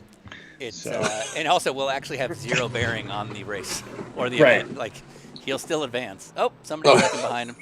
All right. Looks like we're going into, this should be the white flag lap. I believe Jacob Witcher is now going down that big downhill backstretch. And this should be for the checkered flag, if I'm not mistaken. Yep, he's slowing down. Very smartly using that GT3 car's headlights to let him know where to go. Yep. Not taking any risks. And here we go. And the GT3 car there we go. There we go. One more corner to go, and it should be all. Jacob Witcher will finally get a win. He'll win here in the regular. He'll win in the regular. Is that Todd Eldridge just upside down on the front straight? Was that Todd? I couldn't tell. And that's it. I think it's over. Yeah. Yep, Jacob is the winner. He takes his first win of the year in the Black Swan Tribute livery. How about that? Yeah. So there's still a part of Tim Papis winning here at Bathurst. Absolutely. And then Aaron Smith, who's 5 seconds up, will still go on to, I think he will claim the championship. We'd call him to congratulate him, but don't have a number. And Pinkerton's still leading here in the GT3 class. now, I don't know how you feel about this, Ryan, but Andrew has thrown it away on the last lap the last 2 weeks in a row. That's right, he has. So we kind of need to black flag him. Yeah, we kind of got to give him a drive-through right now. What do you think, Chasm? Go for it. All right. Chaos and disorder, man. Screw that guy. That's the Vegemite car he's behind. Oh, no. Whoever's about to get passed by Pinkerton, you know what to do. Yeah, take him out. Take him out. I like that's Dustin Besh in front of him. Here. I really like that. So Turn hard right now. That's Dustin Besh right there. He's blinking the lights. Dustin Besh, take out We can't have Pinkerton. Andrew Pinkerton win this race. Come on. We. He chickened out. Come on. Come on, Besh. He's like, I'm going to freak him out with my. He's going full Bamber. Yeah, with finish the him. headlights. Don't Finish break him. for the last corner. Take him out. Give him the Ambrose. Give him the Ambrose. Come on. You got this. Oh, no. Don't tell me man. it's happening. Andrew Pinkerton is going to win a race. Up. No, Now you took out crashed. the wrong guy. Besh, what are you doing? Andrew Pinkerton finally wins. Up. And now the celebratory crashes begin. Yeah, I would imagine the jump is the place to be now. Yeah, you want to do the full lap, go to the jump. All right, so here's the view from behind Andrew, watching Besh get it all wrong. Failed hit. Yeah, just delete your account, bro. Yeah. Yeah. All right, Jacob Witcher, big winner, and Andrew Pinkerton. So you've missed the last couple of weeks, Chasm, but Andrew Pinkerton has, not by design, just all on his own, gotten taken out by the. He's always been in like a last lap dash with P2, and P2 has always hit him. But Oh, really? Finally, it happened that he finally won one of these things today. Oh, wow. Which So makes me very he's sad. like the Kenny from South Park. He just never survives any episode. Absolutely, 100%. Right. Okay. Gotcha. Right. Matthew Moore. Where's Tim Papis? Tim Papis still out there? Did he give up? Oh, he's out. According He's to out. the- He quit. Yeah, he went home. Yeah, he's like, guys, Yeah. no.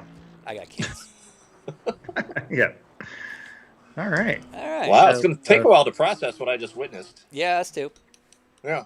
But does that wrap it up for Aaron Smith for the That regular season should, championship? yeah. I mean, no one else finished ahead of him, and he already was the leader. So Aaron Smith is the first official points champion in Thursday Night Blunder history. Yeah. He will advance to the final. Everybody else that has won a race, and roughly speaking, our top 10 in points, they will all advance to the semifinal next week, which is taking place at Detroit.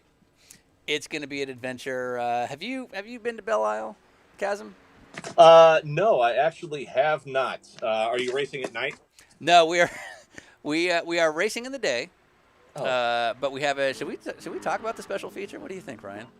Yeah, might as well. We Give it to may the as people well. that are supporting us. Yeah, so we are going to race at Detroit. Well, our drivers don't know this either, actually. Right. So next week is our semifinal. We'll go ahead and we'll make this public. Next week is our semifinal. Everyone that's won a race, and then the rest of the field will be filled out by our championship positions that haven't won a race yet. So roughly 60 folks will qualify for 2 different semifinal races.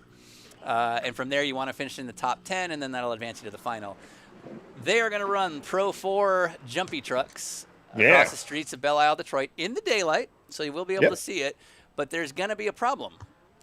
They're going to be running out there, running the streets of Belle Isle in them trucks, but the people that are not qualified will be running Nissan GTP prototypes backwards. Right. Because the front end of those GTP prototypes, when they're running backwards, works exactly like a ramp. So we're basically creating the Stadium Super Truck Series on iRacing for the first time ever. Exactly. And we're doing it on a street course. Yep.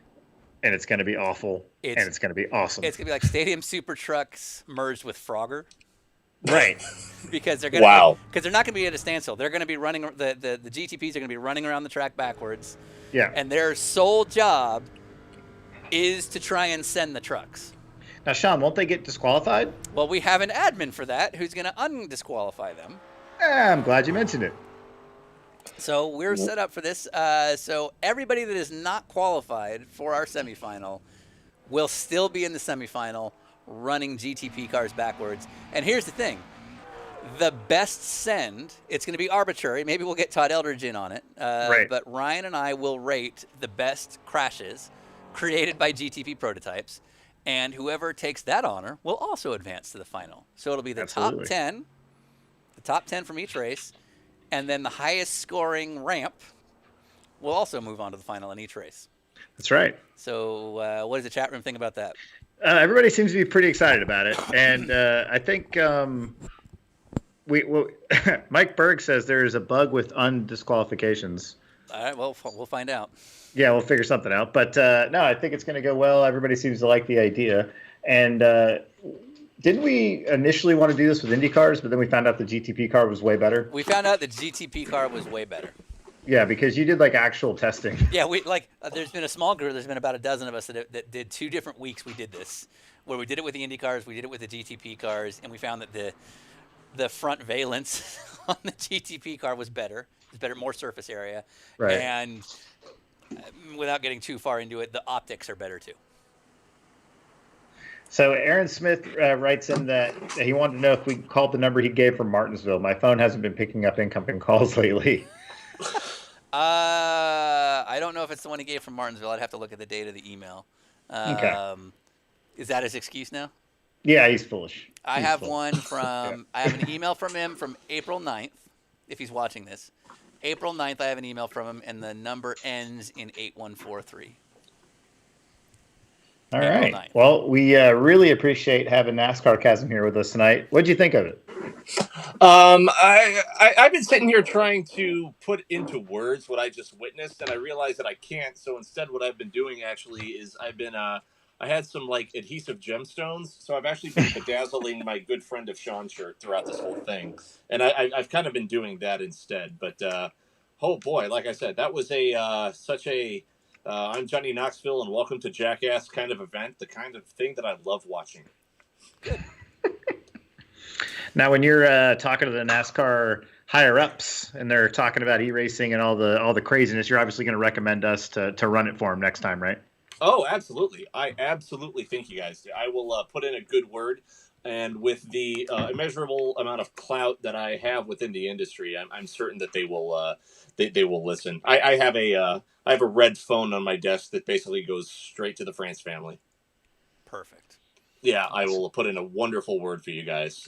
And like I said, just describe in great detail the majesty that I just witnessed. Perfect. All right. Yeah. Next time there's a pandemic, we got you was celebrating with burnouts or just wrecking after the checkered flag. Like it was that wonderful. I respect your lies.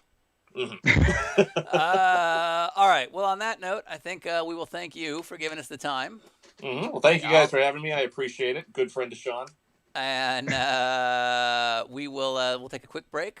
We'll come back. We got more racing to go. Now, for those who are unfamiliar with this format, the fancy broadcast you just saw with all them screen overlays and fancy camera work, that's all going away. We're going to convert over to what we call Dinner with Racers After Hours. Yep. Where it's just Ryan and I screwing off, looking at things manually. And if you're watching this on the Continental Tire Facebook page, that's also going to get shut off so that we can be a little looser with what we're talking about. Yep. So if you're watching this on Continental Tire Facebook page, head on over to Dinner with Racers on Facebook or Twitch, or if YouTube is back up and alive. Yeah. We're going to take a quick break. We'll come back with races number 2 and 3. We're going to interview our race winners, Andrew Pinkerton and Jacob Witcher. We might interview our season champion, Aaron Smith, if we can get his number sorted. And Ryan, what have you got for us? And just a real quick, big thanks. A lot of people in the chat room are saying thanks to Chasm for coming on with us tonight. So I wanted to pass that along. And you guys make sure you follow him on Twitter at Nascarcasm and all the other fun stuff he does. And yeah, thanks again for coming on with us. Thanks to you guys. And thanks to everybody who made a special library. That was very nice of them. Cool. We'll be right back.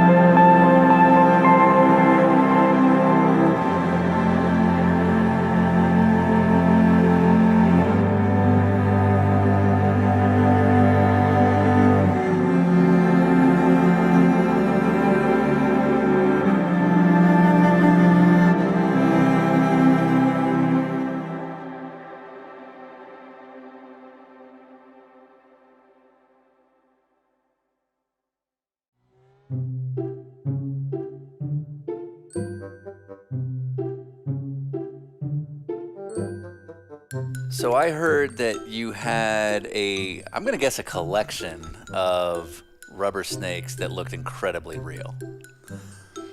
No, but we used to catch live snakes, make them dead. Oh, wow. So we were under the impression that you would take fake snakes and torment people with them. You got a highway out here. A lot of snakes die on the highway. Sure. Because they try to cross it. Then what we like to do is, like there's a bar not too far. We get that snake, and dead snake. Mm-hmm. Dead but real snake. Real, yeah. Not a fake one. Totally real. I'd get him and I'd wrap him around the steering wheel, real pretty, and then put his head looking right at the guy when he gets in. Of course, everybody comes out of that bar drunk. So they see that snake.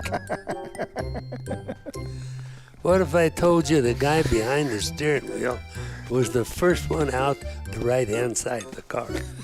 Yeah. And he was the driver. And I mean, he went out the window. Didn't even use the door. I mean, we laughed so hard. Then we thought about how many times the guy would shoot us if he could catch us. Right, Sure. right. Yeah. I mean, that was not even a joke to a lot of people. Yeah. Yeah. He was dead, and he was a bull snake. Okay. And he was a big one. He was about 10 years long as this couch. Yeah. And he got run over by a car right in front of my garage. Okay, right. And so it was a perfect time to get a nice fresh bull snake, you know. Oh, I know. Yeah. Yeah. Totally relate. Based on my expertise on the matter. And then the same night we laid one across the floor. Okay? So the guy gets in, you can see him running his feet across the floor like this. Then he reaches down to grab it and pulls it up. He was the second one out the window. It was too funny. It's probably one of the funniest things we ever did. When you say the guy, whose car is this? Some guy. Just a Some random guy like car. it happens. So you broke into a car. No, I don't lock him down there. Yeah. So you opened some stranger's car. Right. Right. And lay the snake on the floor real nice. And then take the other one and lay him around the steering wheel. Yeah. And kind of loop him around so he's looking right at the driver, see? And to be clear, this isn't somebody who you know is afraid of snakes or No, some like we didn't enemy. know. Or something. Yeah. You're just like, let's just mess with somebody that's completely innocent. Right. We absolutely Yeah, Sean. did not know. Was there any truth to the rumor that you would pull up alongside people in traffic and throw them in their window? Well, for sure. After you've used up the snake, you got to do something. Right, of course. Yeah, I mean, now the trouble with getting a snake, you don't know if he's going to bite or not. You don't know if he's dead or alive. Sure. That's usually why people don't do this. Yeah, yeah. It's an effective prank for many reasons. Did this continue on for years? It would if we could find the snakes. Well, yeah, supply and demand there. Yeah, you can only do mean, so much. Don't think. God, I'm telling you what. Hey, Jason, can you go lock the van?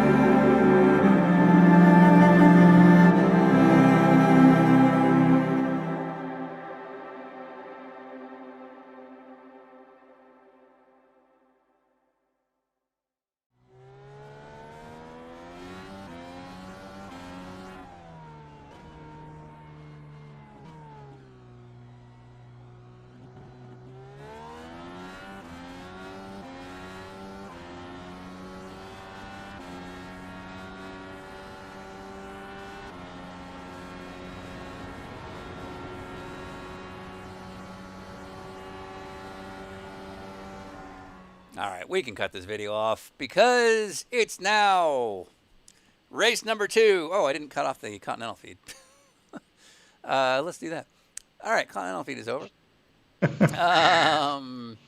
All right, race number 2. It is Dinner with Racers After Hours, where we continue to show you our races number 2 and 3. We have 300 members in our league, which means not everybody can do the first race. So we give everybody a chance to keep running in some later night racing. Now, we don't have the big fancy Apex TV overlays and camera switching and all that. It's literally just Ryan and I acting like idiots. But for those who really want to watch it, for our loyal fans, we keep it going. Right, Ryan? That's right. We feel the need to make you guys happy for no reason whatsoever. Because, we get paid extra. Oh, wait. Oh, right. Right. No. From our normal rate of doing iRacing events that no one asked for. Yeah, this was like when we told Continental we were doing it. They're like, oh, okay, cool. Like, oh, all right, let's let Acura know we're doing it. Hey, we're doing this thing with you guys every week. Oh. Who are you? All right. Cool. Valvoline's like, yeah, all right, sounds great. Cool. Do we have to pay more? No, you don't have to pay more. We're just going to do it. No. We said, can we get paid more? And they're like, ha. Oh, wait. And there was like Aaron Smith and the phone number thing all over again. Yeah, exactly. Right. So. All right. So it was a good race 1. What do you think, Ryan? I was really surprised how close the GT3 race was pretty much throughout, but also the fact that Aaron Smith biffed it. Yeah. And Jake Witcher went and had his first win. And I can't remember his exact quote. I might be able to find it here, but it was the best, worst experience of my sim racing career. I'll take that as kind of a compliment. So camera's on you.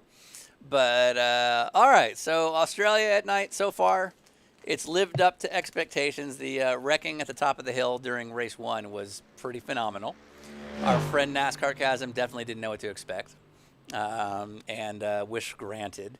And then, of course, Bathurst winner Tim Papis joined us, and we're going to get him on the phone to get his post-race take on video. What do you think he's going to have to say?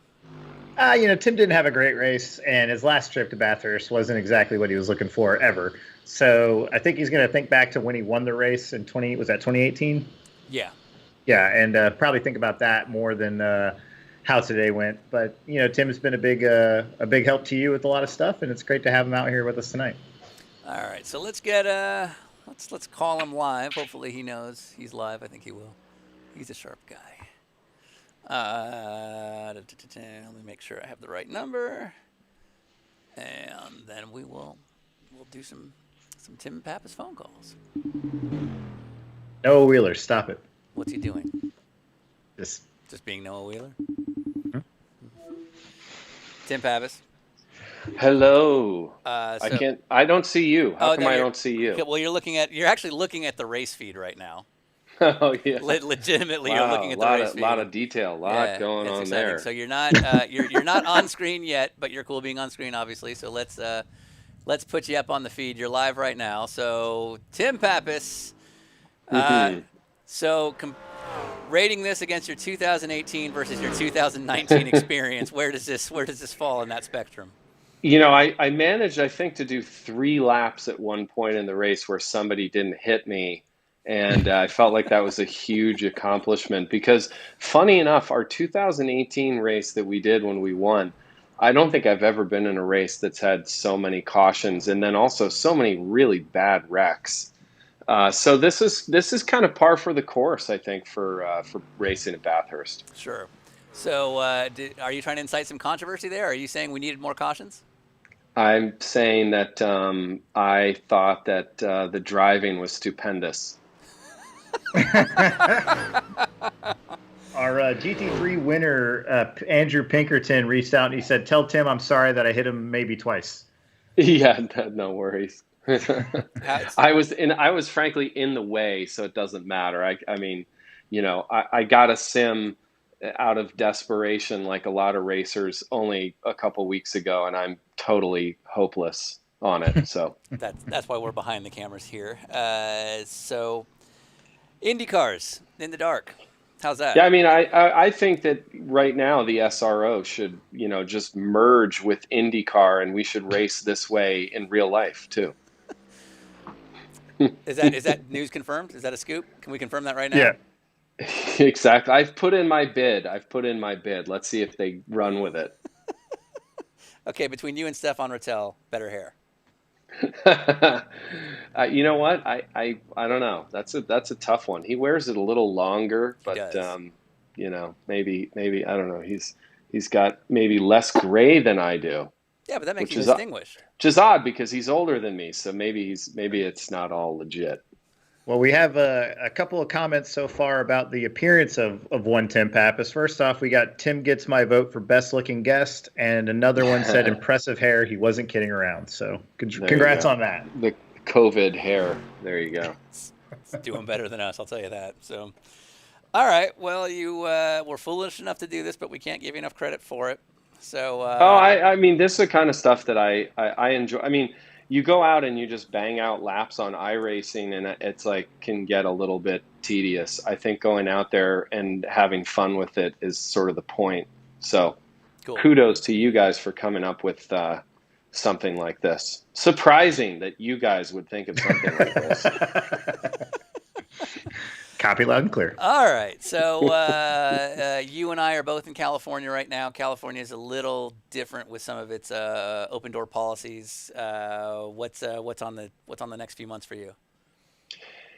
You know, I mean, I guess we've got this IMSA call tomorrow, so we'll see what they have to say about racing. I don't know. Your guess is as good as mine. I think.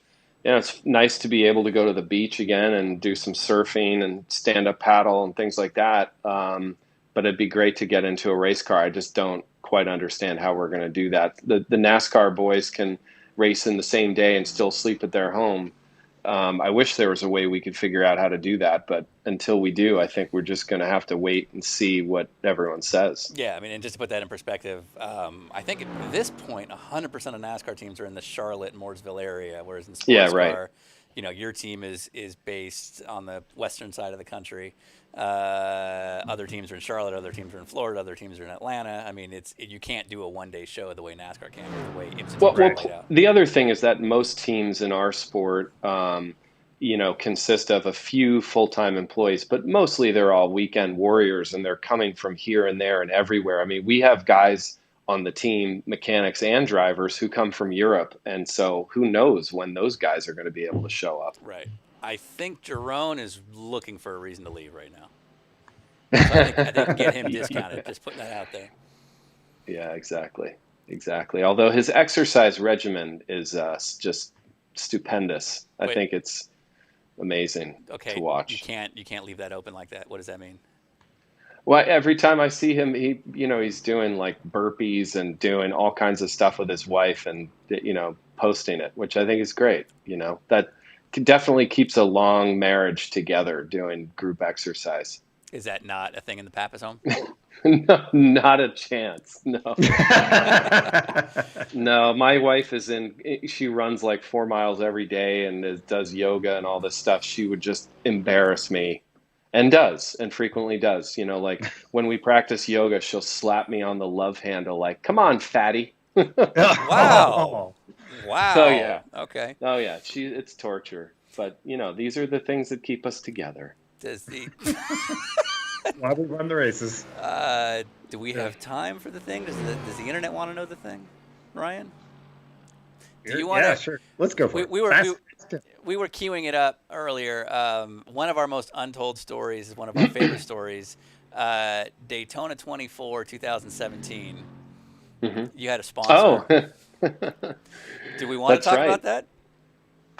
It's one of my favorite stories. Do you want to talk about that? Yeah, and you know what? I'm sitting here in my office. I want to see if this is it. Yeah, I won't be able to put my hands on it right this second, sure. but I do actually still have the package that you sent me with the extra dinner with racers graphics.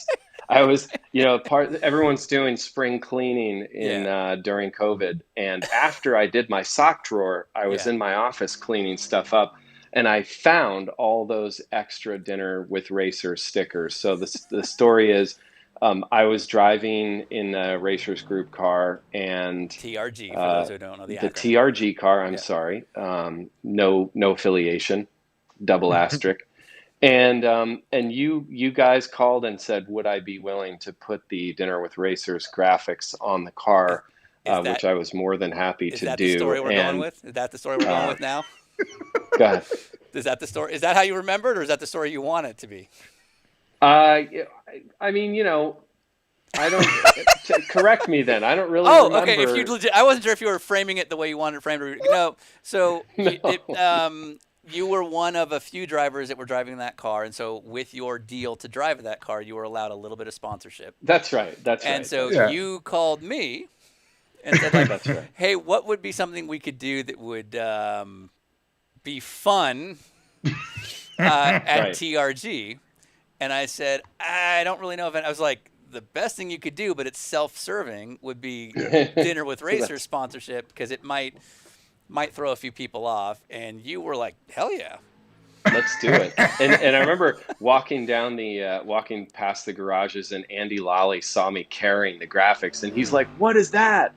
Right. And I said, and now you're right. I did call you. I think I called saying, have you got any sponsors? We only need like $300,000 to make up the budget deficit.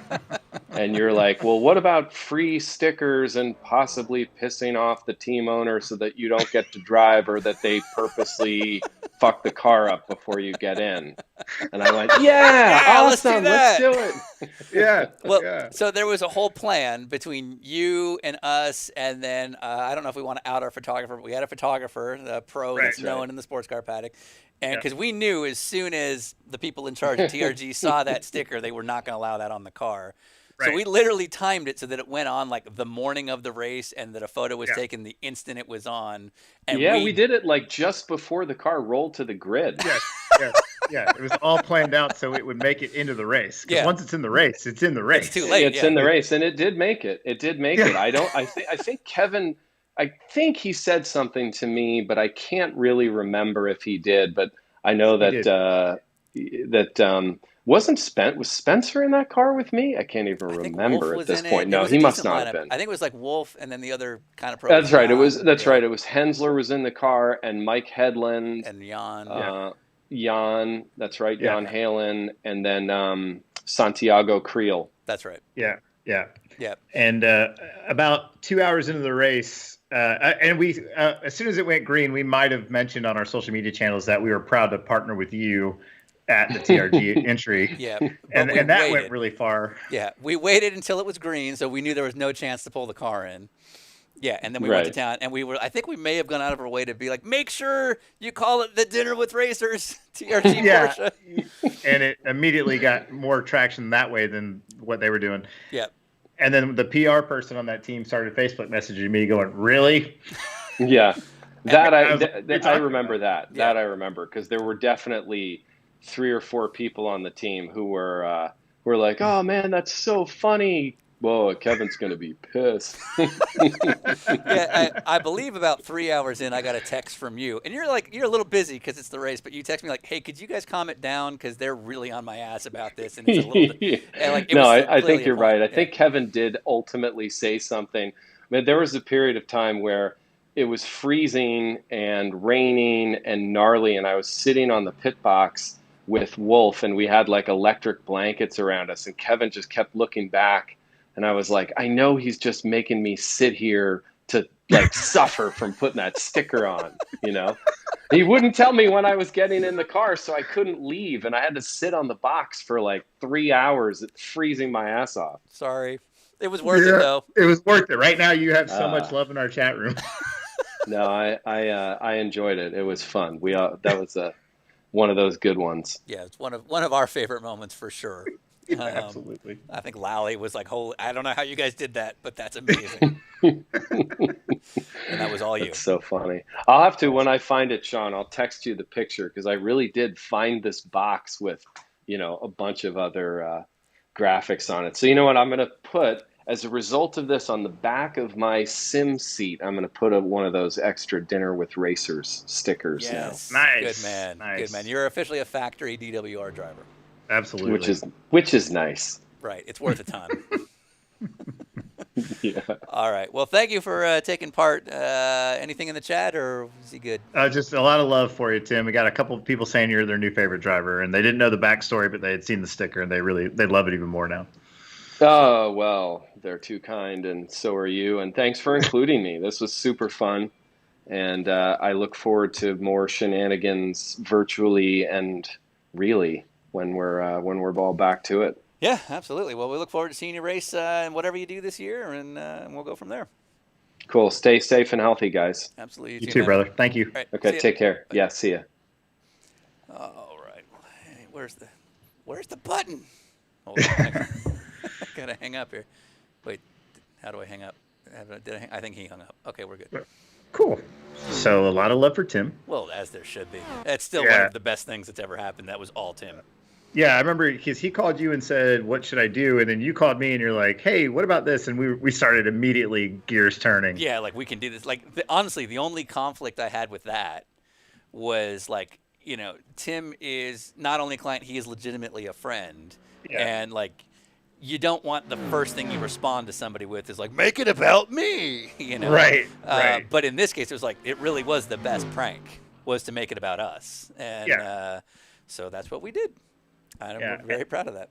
Yeah, and as soon as it went green, and we saw it like on TV basically, because like just a little bit more background is like obviously the morning of the Daytona 24 Hour is so busy, and the TRG program always has multiple programs going on, cars in all the series, so they're not going to necessarily notice a sticker like right before it goes to the grid. Especially and one of the guys in on our the day chat room before. actually said he worked on one of the Lambo teams and saw it being pushed to the grid and couldn't believe it. So we're like, because you were at home and I was at home, like neither of us were at the race. Yeah, no, I wasn't at home, but I was at Sundance. Right. But settle down. Listen, but yeah, we weren't there, so we couldn't control, which was actually better. Yeah. Because I loved it, like that we were that effective from Atlanta, like a time and zone Salt Lake. away. Yeah, exactly. Yeah, so we had the car on there, we had the stickers, we had pictures of it on track, and as soon as we knew it was on track, at that point, unless the car has a mechanical, it's not coming off in a pit stop. Yeah. So we basically said, everybody tweet we're sponsoring Tim Papis. And the TRG, be sure to tag, be sure to call it the Dinner with Racers TRG Porsche. Yeah, make sure it's called the number 66. Yeah, Dinner with Racers Porsche. And didn't we have a friend who was working with IMSA at the time who got a lecture about that from Buckler? Oh, I thought he got that's talked right. to. Yeah. Somebody we know that worked at IMSA was doing social media, and he, from what I recall, is the way Buckler did it was he kind of went to that person and was like, "Hey, you need to take this down," and he was like, "What? What do you mean?" Right. it was basically like, "You need to take this down," and he's like, "Well, I didn't post it. I just retweeted it," which was true. And I think that stumped him. Yeah, exactly. So, yeah. God bless you, Tim Papis. Yeah, so that was one of the most fun things that we were a part of, and so I could probably look up the message on Facebook from the person, the PR person, yeah. Because I got it out of nowhere and it just said, all it said was "really," and I was like, "What? What are you talking about? What's the problem?" It's like, "Are you going to keep this up?" And I was like, "Keep what up?" And then, because I was weighing on it. And, okay, I found the person. I might be able to find the message here. Okay. Yeah, it was. I think it came from a team account. Yeah, it's not. Oh, that's too bad. Right. Yeah. But, yeah, I remember being like, I don't know. I don't know what the problem is. You should talk to Tim. And then Tim eventually was like, "All right, guys." Yeah, like, so let's enough. Well, because like the poor guy's like, he was racing at the Daytona 24, and like, I'm sure at a certain point it was funny, but at a certain point it became distracting because there's a lot of drama over it. Well, yeah, for us. Anyway, yeah. So yeah. So by the way, your screen is working, ladies and gentlemen. That is just a black screen. Yeah. That's what's happening. They're qualifying right now. I think qualifying just ended, so they're going to be on the grid soon enough. There is. Yep, they are gridding right now. Let's do a quick rundown, and then you want to talk to some race winners? Sure, and I can't read any of that. Yeah, Just I'll take care of that. So, just trying to not bump your camera here. So Ben Cox took the pole in IndyCar. We have 3 guys who set times: Ben Cox, Justin Parcher, and David Lindhagen, P1 through 3. Will Rogers is back. I guess he's going out for another win. Oh no, Will Rogers. Go ahead. Kid can't get enough. Yeah, he's going to keep going. So Michael Berg, Jeffrey Collinson, Doug Waite, and Dustin Hamilton did not set times in IndyCar. Tanner Witten, P2, Devin Peters, Hunter Holson Hodges, Ben Morton, Davis Trask, Zachary Lewis, and Mark Schmitting in GT3. So they are on the grid right now, and let's see what we have as far as a TV feed. There we go. So we're about to start, and then we'll call some winners. Sounds good. I don't know if you can see anything, Ryan, but yeah, actually, currently I can. All right. So again, that is pole sitter Ben Cox. Yeah. And we'll see what a couple happens. of IndyCar guys up there. And is that Will Rogers giving us the flashers? Will, flash if you can hear me. Give it 10 seconds. That's everybody else. Everybody flash. Front row's not doing it. Oh, wow, they really are. That's cool. All right. All right, we'll go green any second here. We're just waiting. Going to see cold tires become an issue like in the first race? It was pretty fun. I hope so. Yeah, first 2 cars into turn 1 were Indy cars, and they both spun into the barrier on the left side of the track, and it was hilarious. Yep, and then we got up the hill, and then it was like the race stop. We could throw a yellow during this race if we want to see how it goes. If what happens. All right, here we go. And we are green. Oh, wow.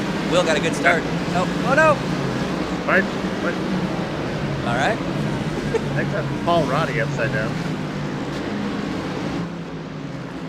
What is... all right. Can we see a replay of turn 1? Let's... Oh, gosh. Here. Looks like all 3 Indy cars made it. It looks like they made it. Let's see what happened. Oh, no. Did we lose them? And they're gone. And they're gone. Oh. All right. Whatever. Let's just catch back up. Sure. Oh. And Ben Cox spun. So that's your leader, Ben Cox. Yep. And looks like he gets it wrong. Going up the hill here. Into the dark. And there he goes. Yeah, I looped it. P1. Oh, P2. P3 is going to keep going. And Will Rogers gets by the GT3 guys. And they're... Okay. So I guess when you pull right into a line of traffic like that, you get crashed into a lot. Somehow. Weird. And the road's blocked. Wow. Look at that. That's like that crash at Macau a couple years ago. Oh, right. When they Yeah, half the field didn't come back for the next race. Yeah. And we got a Ford GT in this race. Marco's going to be pissed. Yeah. He was so excited about it. I like how the guy in the BMW in the back just crashed all on his own.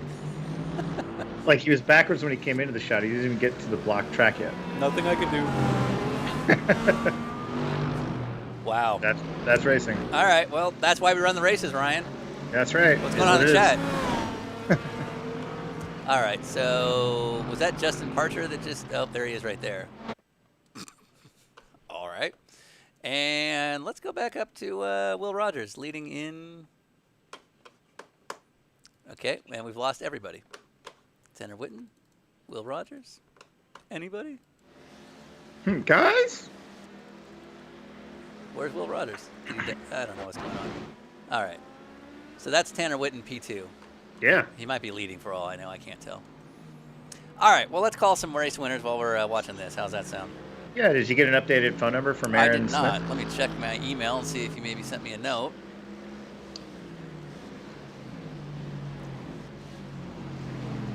Oh. I love these photos you sent. Yeah, I don't know if you have a way to put that in there.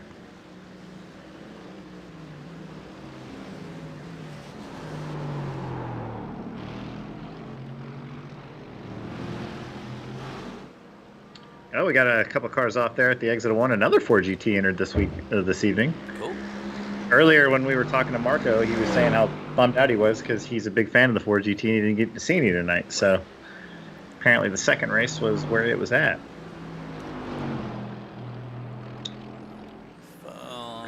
Mercedes lumbering up the hill there as they go up through Griffin's Bend and head towards the cutting. So who won the IndyCar race? Was it Jacob Witcher? Is that right? Jacob Witcher. All right, let's see if we can find Jacob Witcher. Best worst experience of his life, apparently. All right, let's see if I can pull up his phone number, and we will talk to Jacob Witcher. What's going on in the chat room, Ryan? I don't know. Back to me. Back to you, Sean. A lot less chatting tonight, actually, but people just kind of agreeing with what we're talking about. Cool. We do want a caution. There's a lot of talk about caution in this one. We can do that. We can do that. Definitely do this on this one. Race 3 is definitely the one to not care about. Yeah. Race 3, we can do 3 cautions. And, Yeah, why not? And black flags. It's the whole race. We'll black flag anybody that doesn't do the jump. Right. So one part of this track that needs a light is the jump. Yeah, 100%. You know?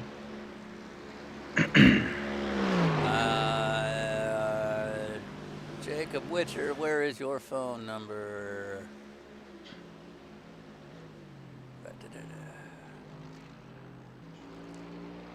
Are we going to clear black flags for people that make the jump? The yes and no. Here's the short answer. If they can message you on the YouTube chat, then yes. But I can't follow the feed on the race itself. So if they're like radioing in to iRacing, like Sean, I can't hear it. So Yeah, right. Yeah. So if they can tell Trevor, you, yes. Trevor Price is being towed for 2.5 minutes. Okay. That's good. Michael Friedman has a great question. How could you actually see the black flag? Fair question. Yeah, not bad. Not bad. Yeah, Big big spin back there in turn 1. All right, we got Jacob Witcher here. Christian Abbott says he will take the jump on lap 1 of race 3. Oh, yeah. I'm in on that. So Jacob Witcher does not have FaceTime. So we'll just do a standard phone call. Sure. Oh, let me cue up the music to make sure that if we do get a play, a song, that it's the right song. Okay, that's done.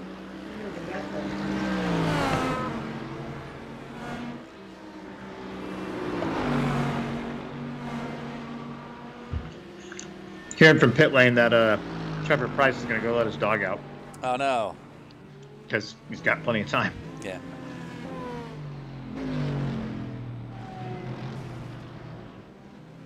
Who are we riding along with right now? I'll tell you in a second. Sure.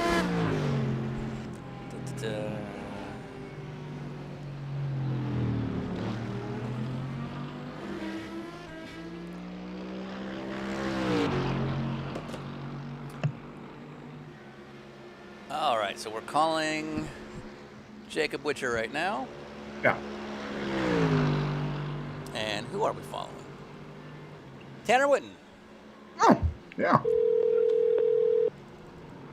So there's Will Rogers, our GT3 leader. Hello? Jacob, This is him. how you doing? Not too bad. How you doing? You're a big winner. You're okay being on the air, I assume? Yeah, it's not good. Very good. So you didn't have Aaron Smith was walking away, and then all of a sudden on like the last lap or with just a few laps to go, out of nowhere, all of a sudden you're in P1. Talk about that. Coming up the mountain, and I was kind of had a rough start. I kind of parked it at the top of the hill. That wasn't very good. And then just kind of riding around, trying not to run into too many GT cars, and taking the last lap, come to the top of the mountain, and I'm seeing a yellow Indy car parked on the inside. I'm like, okay. Did you know that was that was Aaron? Did you know that was the leader? Yeah, once I saw it was yellow, I knew it was him. Nice.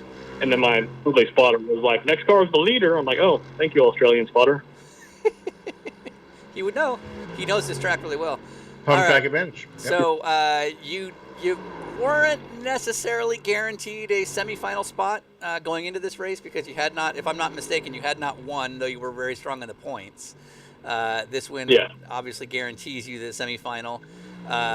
So did you, I don't know if you've been paying attention to our YouTube commentary, do you know our plan for the semifinal? I know it involves the Pro 4 trucks and Belle Isle. That's about it. Okay, well, we just announced the secret component that we hadn't told anybody about. The people that did not qualify are going to be running Nissan GTPs backwards. and they're going to act as ramps, and their job is to try and make you jump. You don't have to hit them. Oh. But it's going to make it interesting. So your goal should be the top 10 to make the final. But how do you think you're going to do? I expect lots of airtime.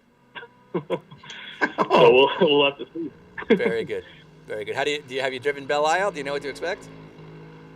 I do not. I have not driven Belle Isle. I have to buy Belle Isle and the Pro 4 truck for this. I'm sorry. It's worth it, though. I mean, for the honor and glory of the DWR semifinal. Oh, absolutely. Yeah, I mean, you're in this thing. Like I said last week to Ryan, I was like, I'm going to definitely do a Niners livery on this thing. So I'm guaranteed a spot now. Wait, where are you from? I'm originally from California, but I live in North Carolina. Nice. Where in California? About an hour and a half south of Sacramento, a little town called Turlock. Oh, yeah. Kind of between, Modesto and Fresno. All right. That's Niners territory. I'll give you that. That's all we got. All right. Thanks for racing with us. Any sponsors you want to thank? I'd like to thank Valvoline. I'd also like to thank, Acura and good old Continental Tires. And then also hi to Scott Pruitt's family at home. I don't think anybody has done that yet. No, I should give him a shout out. And Turlock's not too far from him, so that works out. There you go.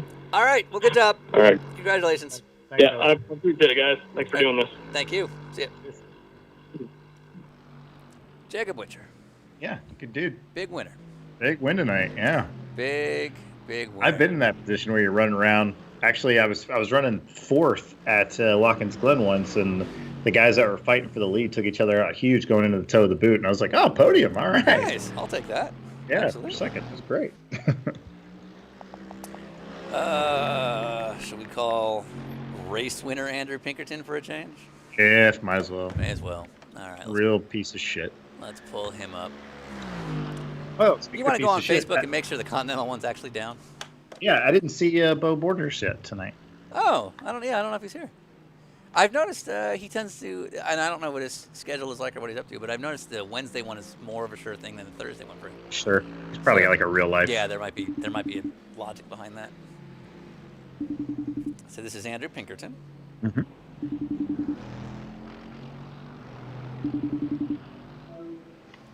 Andrew. Yes. You okay being on screen? Yeah. All right. Well, we'll get that queued up. But while we await my technical mastery, you finally won a race. Yeah. Finally. Finally. Yeah. So we're not going to see one of them videos that you do every week now about how you got screwed. I might put one out about winning. I haven't decided yet. Depends on if I pass out or not. I've been up since 5 a.m. I actually had to go back to work this week. I was afraid you were going to say practicing, and then I was going to have to hang up on you. No, not practicing. Yeah, okay. Actually, this week I didn't do any practice at all. I just ran a trading paints scheme that was already made. Now, for the fans at home, are you wearing a Uncle Bobby's turkey delivery shirt? Actually, I'm wearing my Uncle Bobby's turkey delivery shirt from winning Belle Isle in the Cup Cars last season. Nice. Oh, nice. Okay, that's Very right. cool. When he beat Josh Chin. Yeah. Our tradition. Fair and square. Yep. Yeah. How's it feel to be the new Josh Chin? The new Josh Chin. I'm not sure. It's been entertaining. Never a dull moment. Sure. Now, how many cars do you think you sent out of the park tonight at Bathurst? It's tough to tell because several of the Indy cars that spun in front of me and then I hit, I have no idea what happened. Yeah, because you guys would be battling down the Conrad Straight, and then there'd be a GT3 car spun in the middle of it. You'd send them, and nothing would happen to you guys who were all battling for the top four. It was awesome. Yeah, it was. There were some weird glitches with once cars started bouncing, or that if they'd hit something, then the contact box around the car started acting funny. Interesting. Now, I believe it was Mark Miller took you out at Le Mans. Yes. Are you going to call him out tonight with your video and just rub it in his face that you won? Just call. I might have to do that. I didn't even think about that. I'm not. Yeah. I thought I was vindictive, but apparently not. Yeah, he's not even a part of the race tonight, so it makes it even better. There you go. I mean, I was kind of bummed he hasn't been a part of last week's or this week's race. I was going to get him back. Right. Oh, maybe you're the reason. I see. There we go. Scared Mark Miller off. That's right. That might be my new Twitter bio. Fair. So, not related to Pinky, but to the shirt. Brett Felder in our chat room says he almost got in a fight over that shirt. How does that work? Yeah. Andrew, tell us about that. Yeah, Andrew, go ahead. Tell us this guy's story. I mean, whenever I wear this shirt in public and someone knows kind of something about racing, they're like, explain the shirt. And you're like, I don't know if I know you well enough to explain this backstory. Yeah, I would think you'd almost have to survey who they're with. Right. Yeah. Yeah, to really get into it. But, all right. So I notice every Friday when I wake up, I'm always tagged in a series of posts from... You have a very big fan. Is this a lady? Yes. Is it Katie? Katie, yeah. What are we doing here? I just want to know.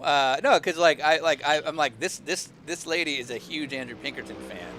So is this a girlfriend or is this just a we've been dating a while. Very good. She's a loyal fan. Jesus Christ. What? I don't want her to know. I know now. Uh-huh. Yeah. All right. Very good.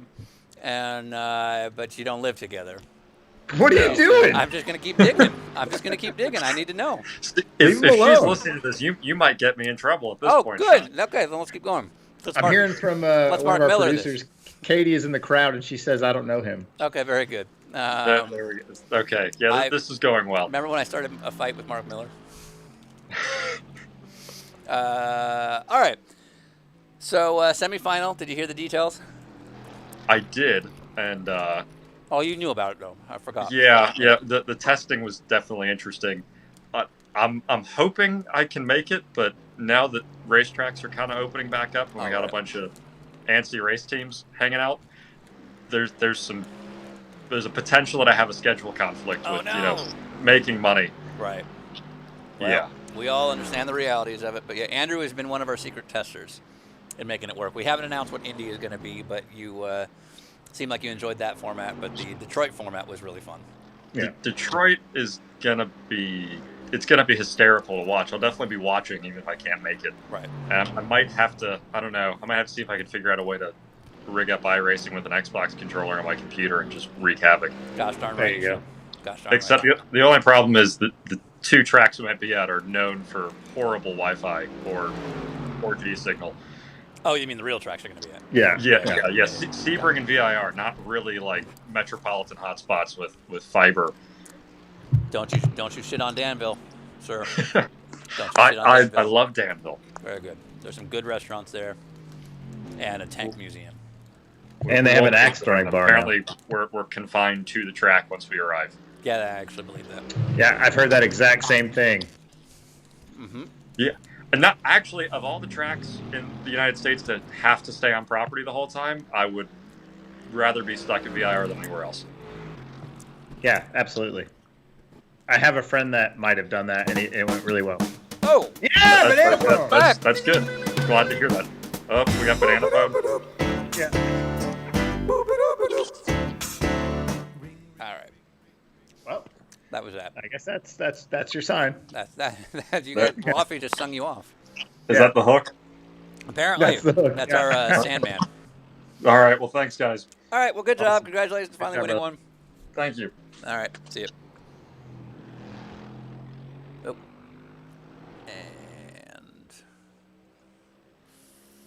hold on. What's going on in the chat, Ryan? Well, the Brett Felder story, and I remember now, I think I met Brett and he told me this story in person, but he wore this shirt and to the Road America IndyCar race last year and apparently ran into the biggest Bobby fan ever, and he told me to take it off, and then he followed me for half an hour.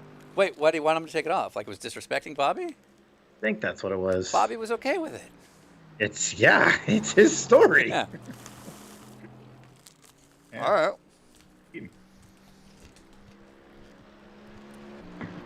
That toast? That's me eating popcorn. That doesn't make any sense. Why you like? Everything about that is it's a story that he told. It's a shirt that he approved.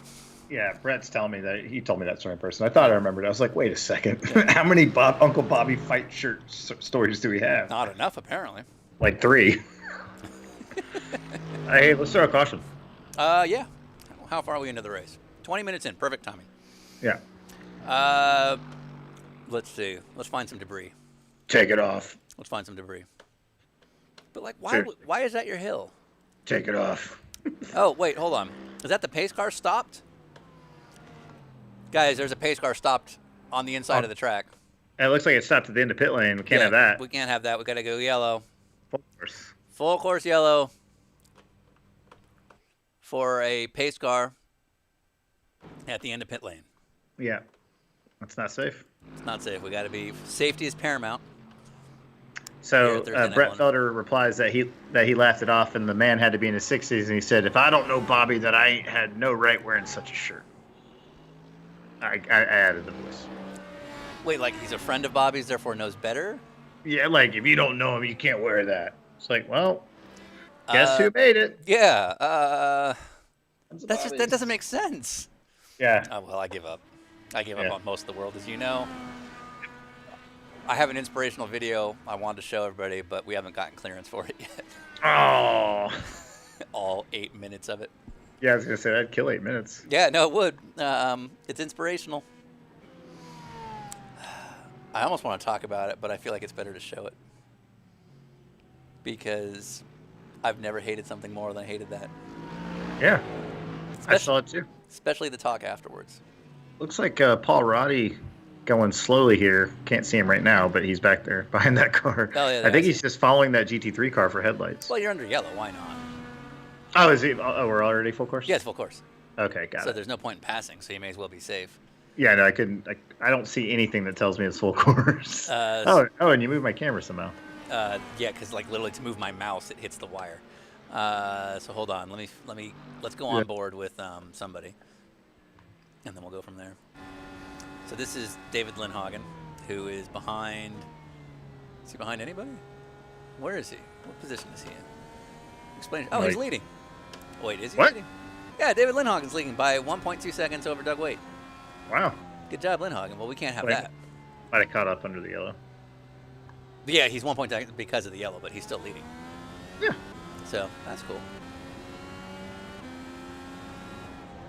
All right, let's fix your camera. Let's call Aaron Smith. Is that better? Yeah, I can't. There's nothing else up, so I don't know. Keep going. Left. A little more. That's good right there. All right, let's call Aaron Smith. Sent me his phone number. Aaron. Wait, this looks like the same number he sent me before. Well, he did say his phone was having issues. Okay, I might say that it comes down to issues then because, well, we'll try FaceTime and see if he's. Mm-hmm. Yeah, this is the same number I had. So let's try. Oh, William Boo's got some new Continental tires today. Yay! Oh God, the ones that he took off are like corded. What did you do? Did you know you were gonna get new tires? They're destroyed. Seeing how far he could take it. I mean, no, he obviously did burnouts. Oh. Blew them out. All right. William Boos. William Boos? So, did you notice on Twitter, I can't remember who it was, somebody was confused by how we say his name because they referred to him as William Booth. What? Somebody referred to him as William Booth on Twitter. Oh, is that what they think we're saying? Yeah, because I think they think we're saying William Booth. William Booth. William Booth? Yeah, I guess. That's fine. Whatever. All right, so we'll try FaceTime, see if that works better than traditional call for Aaron. Aaron. So this is Aaron Smith. Maybe. Series champion. Is he answering? Oh, he answered. I think we're getting. Yeah, it finally rang. Oh, it worked. All right, this was the exact same number that I had. Yep. So, all right. One, are you okay being on screen? Yeah, go for it. Very good. And then hold on, let me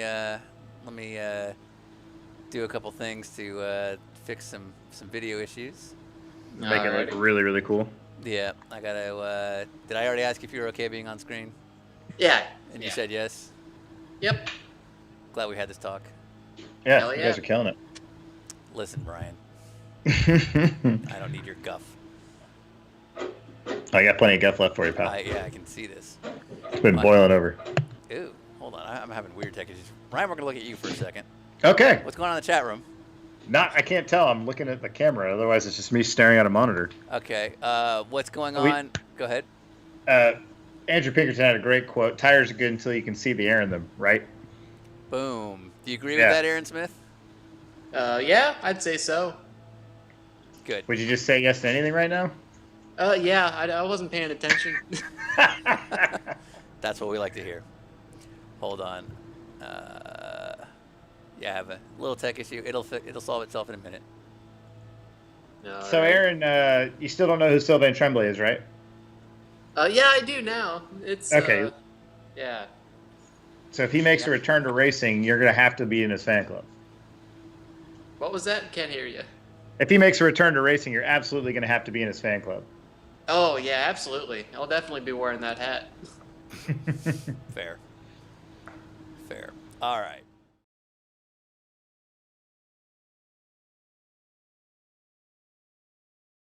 Yellow too. Aaron Smith, race winner. Talk about I didn't that. win the race, though. I mean, championship. Whatever you did. All right. You won something. You won something. So you are the first ever Dinner with Racers Thursday Night Blunder champion. You are the only person right now locked into the world final, All right. which is pretty cool. Talk about that. Well, we had a pretty good season. Choked away 2 races. Only 2 races I lost, but it's always everyone else's fault, not mine. Like good. Every race we were running perfect, we'd get killed. It's just par for the course, but yeah, had a lot of fun. Nice. Okay, so what were the butterflies going tonight? Because didn't have a whole lot of control on what could happen in front of you. Yeah, whenever you catch up to somebody, they just pop up on the screen. Like you wouldn't get any warning other than the relative, but yeah. Sure. Other than that, it was fairly easy. Using a VR headset for these races, it helps with the contrast, being able to see at night. Ah, okay. So the VR is Nice. the cheat, huh? So you can see better with VR. cheating. So I really don't know because I haven't done an all black race in VR. Is it better in VR to see the darkness around you? Yeah, I tried to use my monitor for practice. It didn't really work very well, so switched over to the headset, and we were able to put on some pretty good laps. Cool. Okay. All right. So next week is the Jumpy Truck Extravaganza. It's the Thursday Night Blunder semifinals. You do not have to compete because you will advance to the finals. If Alrighty. we said using your championship skills, if we said could you be a ramp as a GTP, would you be down? Yeah, I'd be down. Yes. Perfect. Who do you want to hit the most? Everybody. I wouldn't leave one truck on its wheels. Good. Nice. Good. That's the right answer. That's what we like to hear. All right, very good. All right, and then we haven't announced what our finals are going to be, so do you know? I don't think you know. You didn't post it on Twitter yet? We have not no, we've posted a to-be-announced event for our world Right. final in 2 weeks, but we've Okay. not said what it will be.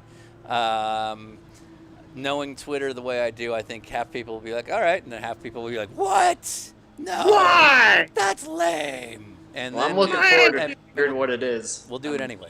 Should All be right. fun. Very good. What car do you like driving the least? I kind of like all of them, to be honest with you. But if you're looking for a challenge, I'd say the Lotus 49. No, I'm not. What car do you enjoy the most? Well, it's not out yet, but I'd probably say those 1987 Cup cars. Okay, yeah, it's going to be neither. So, Yep, okay. Not a thing. All right. Very good. Great. Very good. Any sponsors you'd like to thank before we get going? Nah, my car's blank. Couldn't see it tonight, so. Well, it's a really nice shade of yellow, like a certain company's logo. Oh, yeah? Yeah. I don't know what you're talking about, but. Like the people sponsoring this series? Aaron! John, I'm hearing that there's a problem in post-race tech. All right. You tried. Post-race tech problem with the You were center. doing so well. Nah, It's fine.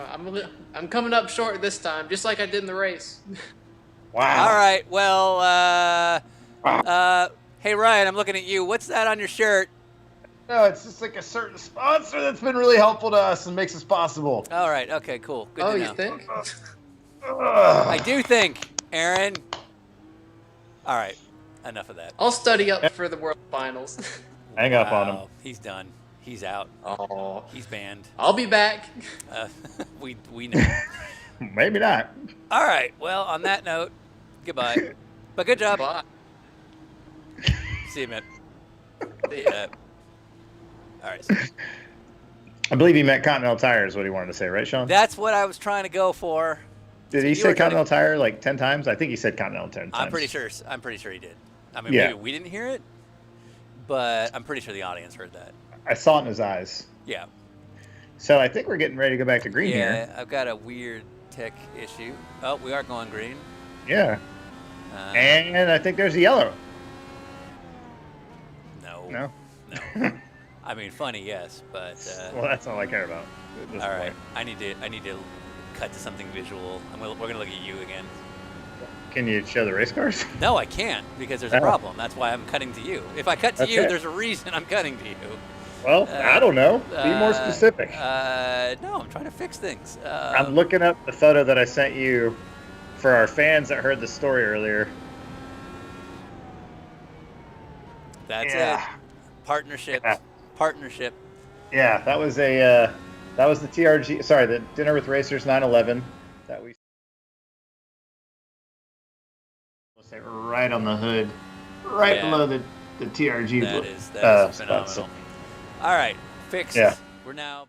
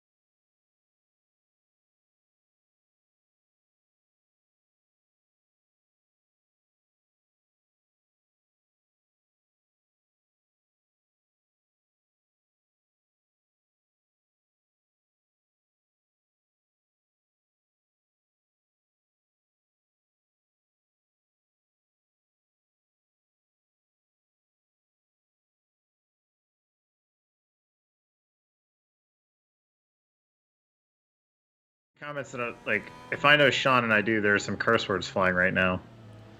No, I don't know. We're good. What happens when we take off our blindfold? Wait, I don't. And then there was a banana foot. Am I behind on the comments? I don't know what's going on. Oh wait, yeah, I don't think they can hear us. Oh yeah. Aaron Smith, can you hear us now? All right, so Doug Waite, now that he's outside of the GT3 cars, watch how dark it gets. For those who have not seen a whole lot of onboards, he's got one more car to clear, and then that'll be that. So apparently we lost sound there because everyone's now saying they can hear us. So the good news is that they knew exactly what to do, which is to blame middle management. Good. Yeah. So, which is exactly what the problem was. Oh gosh. All right, now, so there's no cars ahead of him as I can see in GT3. So once he gets out of pit lane here, watch how dark it gets. Oh, there's one GT3 car way ahead, and that's the end of it. Anyway, anything else interesting beyond sound complaints? No, pretty much that's it. But I just like that they knew right away that wasn't our fault. Absolutely not. It was. Yeah, we got them trained. Yeah. Yeah. Stevens. So this looks like fun, driving into nothing. Now he might have a GT car nearby. But once you get into these corners, that lighting. Yeah, gone. Yeah. It's like that scene in 1917. Exactly what it's like. Yeah. Same stakes. It's like same exactly. Yeah, same things on the line. Sim racing in a Indy car is the same thing as saving 3,000 lives in 1917 France. Yeah, you nailed it. Yeah. What's going on in the chat room, Sean? I'm waiting for you to tell me, Ryan. Sean? Let me check my email, make sure there's not some drama I don't know about. There isn't. Good. And, all right. What else going on in the race? Go ahead. Is there any IMSA subcommittee folks that made the trek down to Bathurst this There weekend? is not, actually. Oh. I thought about that, and I was like, I didn't know what to do that would be appropriate for Australia jokes. Just put like a Foster's in their hand? Yeah, like I didn't know where to go, and then I was like, I could just show a blank screen and really be lazy about it, which would be on par with IMSA people. Man. That there are some Australian jokes that are really inappropriate right now, so I didn't go there. And by the way, I have not. I honestly can't say. Is this correct? The like blue light interior of a Ferrari? I mean, I'm assuming this isn't coming from nowhere. This must be a thing. Right. But I mean, it's probably something for endurance racing. I know a lot. Like we do that with the Acuras. So that makes sense. And is that to help you see around the car better? No, it's actually because you don't really need to see in the car. You need to be able to see the switches, and all the switches are normally translucent or have like a yellow tag, so it really shows up with the black light. Right. So that's what I'm saying. So it's for the buttons and stuff. Yeah, it's not for like needing to look around where you're driving. Yeah, right. Yeah. But it's for more if there's an issue, especially. And also, we have so many buttons on the steering wheel of the GT3 car. When they start asking you if you're in a car that has live telemetry and they're asking you to do things to preserve the motor or things like that, it's honestly hard to tell what the numbers say. Okay. So you're looking down like, what do you want me to do? So a black light with a more translucent color sticker helps you see that. Yeah, exactly. So, yeah. That's cool that Ferrari has that in the game. Yeah. I don't know if you could tell if you look at the Ferrari steering wheel, but one of the things that we were inspired by at Acura with their steering wheel. I remember one of the early days of the NSX project, I went into the office at Real Time in Wisconsin, and they had 3D printed off like 20 different steering wheel centers, just like we're looking at now. Okay. And there were all these different designs and different shapes and like, had different feels to them. And it was really neat to have them all. And they were like, basically to Peter Cox and I, they're like, all right, what do you think? And we just went down the line of all the different wheels. Just grab one after the other, yeah. Yeah, and it was really cool to like see that's the kind of forethought that goes into it. That's cool. And then they had a list of all the buttons they wanted, and they decided to tell us where to put them. And so we sat there for like a whole afternoon, just picking out like this is where this is gonna go, this is where this is gonna go, and that was. Oh gosh! No! Oh, good job getting on the brakes there. Yeah. That was a really neat thing to get to do, to like have that responsibility to decide where things are going to go on cars, that are going to be around for years. But what's interesting, one of the buttons on the Ferrari steering wheel just says Mark, M-A-R-K. Right, which I'm a fan of that function. And I was like, well, that's pretty cool. Or like, I didn't know what it meant when they explained it to me. I was like, that's pretty cool. And basically what it does is, on the data, because every race I've ever done, especially coming from being a mechanic, anytime I hear anything that might be a problem later or something that could be concerning down the road, I'll tell the crew on the radio, hey, I'm hearing a strange noise. I'm starting to get a slight vibration, things like that. And also every now and then you get like a hiccup in the motor, or you'll hear something that you don't, like, I don't know what that was. And what the mark button does is you hit it and it sent the spike all the way down all the data channels. And so the engineers after the race can go back and look, and they can look at every channel that they have a sensor on to see if something there's an anomaly there. And so once you get that button, it's like anytime you hear anything, you just click it real quick, and it's like, okay, guys, look at that later when we get done with the session. And we've had all sorts of things where it was like wastegates that were starting to let go, and engine issues with mapping. Proven to be legitimately useful. It's not like, there's 300 marks now. I don't know what any of these are. Right. Okay. So, yeah, so that was pretty neat. I wonder who the worst is about marking everything. Because I could easily see, we'll say Andy Lally, like marking after mark after mark after mark after mark, but then not remembering what any of them are. Right. Yeah, because like I'm pretty active on that stuff during the race. Like I'll tell the crew guys like, hey, I heard this and that, and I'm not saying it like, guys, something. It's like, hey, write this down on your notepad, and then later we'll talk about what I think it was or whatever. And that was before the mark button. All right, Doug Waite. Currently, where's Davis Trask? Still leading. Brett Punkari. I don't quite understand how this is working out. Brett Punkari looks like he's way behind, so I don't know. I guess the feed might be a little slow. Sure.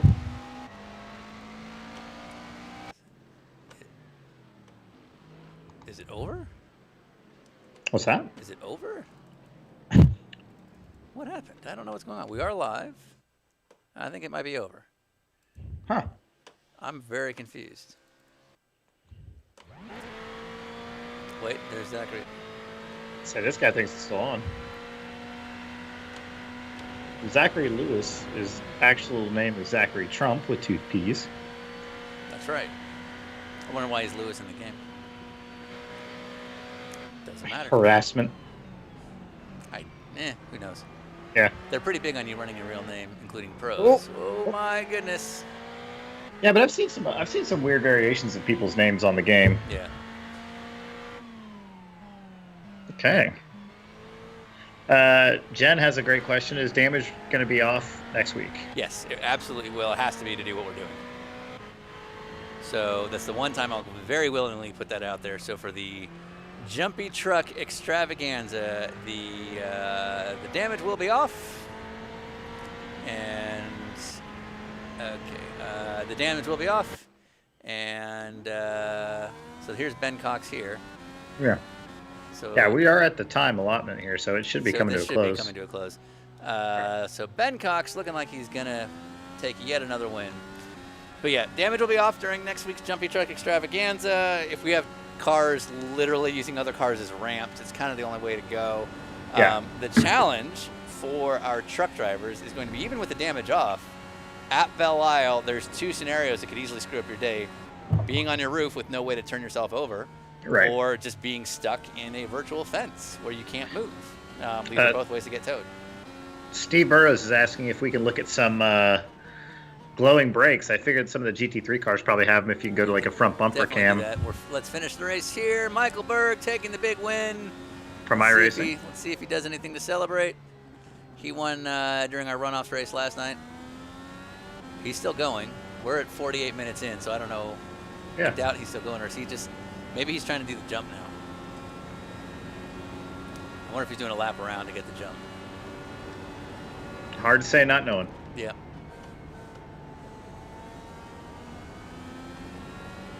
Poopity swoop poop.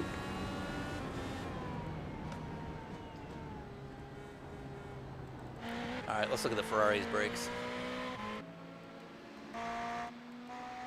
Black Swan.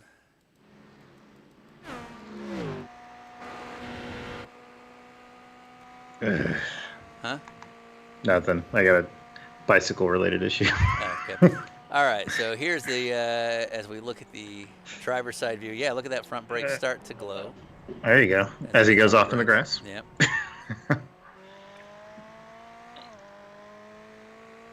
All right. All right, there you go. Zachary Trump. Taking his big finish. Is he going to do anything to wreck? Let's see what he does. Come on. Do something Do big. something, Zach. Do something. Oh, the guy behind him got it. Oof. I wonder if he's going for the jump. Everybody went straight back. Yeah, that was awesome. All you see is headlights in the back just going straight. That's excellent. Well, some people get it. He's done. No, well, that's no fun. All right, let's go to some cockpit cams. Who's still on track? Is Chris Nicely going for the jump? Joseph Kang. Somebody jump something. All right. Let's see what the jump situation is. Is this Pat There you Lindsay? go. Pat Lindsay's going to do it. Come on, Pat Lindsay. Go for the jump. You know what to do. You know what to do. He's acknowledging He's us. on He's it. going He's for on it. it. He's He's going to on do it. it. Let's see if he makes it. What do you think he's going to do it? You think he's going to make it? Oh, he's got it. He's got confidence. He's got, wait. Did he not? He didn't do it. No, he did he did. I was actually like, I would just do the normal lap to be a dick. Well, he did. And he did. Unless he's finished. Has he not finished? Maybe he hasn't finished. Yeah, he's like, guys, I would like my points. Well, that's boring. Yeah. Well, neat. Here's a guy driving. Jeff Sykes. Turn left. Turn left. Jeff Sykes. No, Jeff Sykes. He didn't do it. You guys are horrible. Zach Lewis. All right. Jack Lewis is just stopping. No, wait. He's getting set up here. Is he? Oh, wait. Let's see. He might be what was quitting. Let's see if he quit. I think he might be quitting. I don't know what he's doing. Zach Trump, hit the jump. Come on, Zach. Zach. Trump jump. Zach. Trump jump. All right. Trump jump. Trump What's Joseph jump. Kang? Okay, how about Joseph Kang? Okay. Come on, Joseph Kang. That's He's flashing. means nothing Is anymore. that telling? Yeah, it could mean he's flashing with the hell of it. Could mean he's telling us he's going to do it. Yeah. Make it happen, Joseph He's going, Kang. he's Yes, going, here he's we going, go. he's going. Oh, no, he's already too sideways. He's too sideways. No. Oh, wait. Did he make it? No, he missed the guardrail entirely. He made it. He missed the guardrail. No, I'm telling you, he went right over it. No, he went right around it. He went over it. Watch. Look him go to the right. See how he misses it? Yeah, Isn't it- he went around it. Okay. He went around it. Question me. I'll question you constantly, forever. All right, Zach Lewis. Yep. Zach No. Lewis, here we go. Yes. Yes, oh no. Oh no, you're not straight. You gotta be straight. You gotta go. No. I like how the hands go crazy when they're, Yeah. lifeless in the air. Yeah, you could tell it was gonna be bad because it, the car unfortunately started spinning as he got to the ramp. All right, how about Davis Trask? You gonna do it, Davis? Davis Trask, come on. Flash your lights if you're going to do it. Flash. Well, he's been flashing his lights this whole time. I know, that was the joke. Okay. All right, come on, Davis. Let's see if he does it. All the way to the wall. I think he's gonna do it. Yeah, I believe in He's this hip. guy. He's hip. Oh, that's somebody behind him flashing. Here we go. Oh, looking good. Looking really good. Oh, good. Oh, yeah. Easy. Yes. Oh, Davis Trask. I'm giving you like a 9. Yeah, that was fantastic. That was fantastic. That was what we were looking for. 9 out of 10. That Oh, that guy just made it. Did you see that? Well, who was it? I didn't see. If you watch his in-car, somebody made it through his windshield. You could see it. Okay. Well, where's Zach Lewis, Paul Roddy? Was it Davis Trask? Okay. So who was it that went past him? And we'll follow them backwards. Yeah. See, look. Yeah. Oh well, he wrecked. But let's see who that was. But he made the jump. He made the jump, then he hit the wall. That's Ed Smith. Yeah, hit the wall.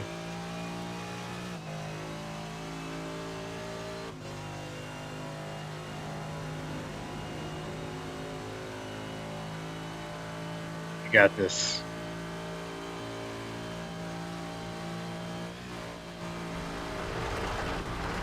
Pretty straight. Looking good. Oh, wow. Yeah. Nicely done.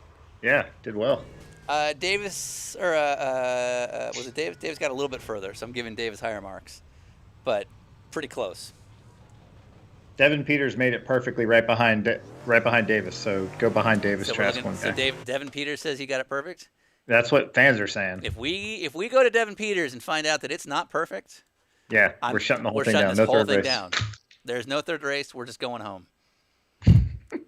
So let's see. You better live up to this. You better be a freaking solid 10 out of 10, Devin Peters. All right, let's see Devin's response. I like that they're following each other into a wall. Yeah. It's exactly what iRacing was envisioning. Exactly. They spent days scanning this so that two assholes like us could do this. Here we go. Let's see. Oh, he's pretty... Oh! Yeah! Okay, that was pretty perfect. Yeah. All right. Great. That was fantastic. That's how it's done. All right, I'll give you that. Okay. Show's still going. Yeah. All right. We'll keep it up. We'll keep it up. All right. Well, let's give a rundown. Oh, he's going for more. One more lap. All right. So Michael Berg is the big IndyCar winner. Joe Dorsey's like, man, watching this makes me wish I had a GT3 car. I took the Indy car. It kept nosediving on me. All right. Ben Cox, congratulations on winning overall, taking the IndyCar win. Yeah, he was pretty much all set anyway, but he will be in the semifinal next week. And then I'm very confused as to what's going on in GT3 in terms of how it's giving us scoring here. I think Alan Space won over Bull Borders. So if Alan Space won, congratulations. I believe I'm reading this correctly. I am. So Alan Space, well done. That's cool. Oh, he's still on track too. Nice. Should we check out race 3? Sure, yeah. I guess it's starting to qualifying. Yeah, they would be qualifying right now. Let's, I gotta quit out of this and start a new one. So let's get up another video. Yeah. And then we'll come right back. What do people want to see? Who cares? Did you know, Ryan? Yes, I did. Play it. That we have a show on Amazon? Yeah, sure.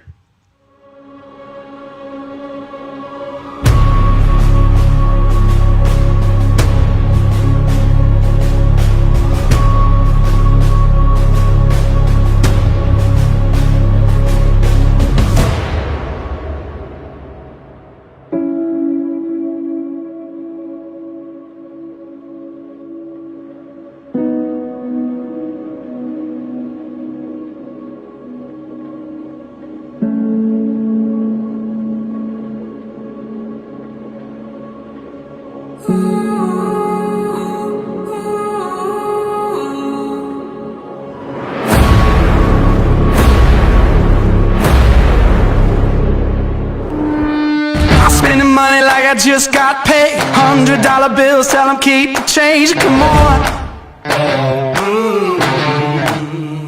I just feel so good, good, good. Oh, I just feel so good, good, good. Oh, I just feel so good, good, good. Oh, I just feel so good, good, good. Oh, I just feel so good.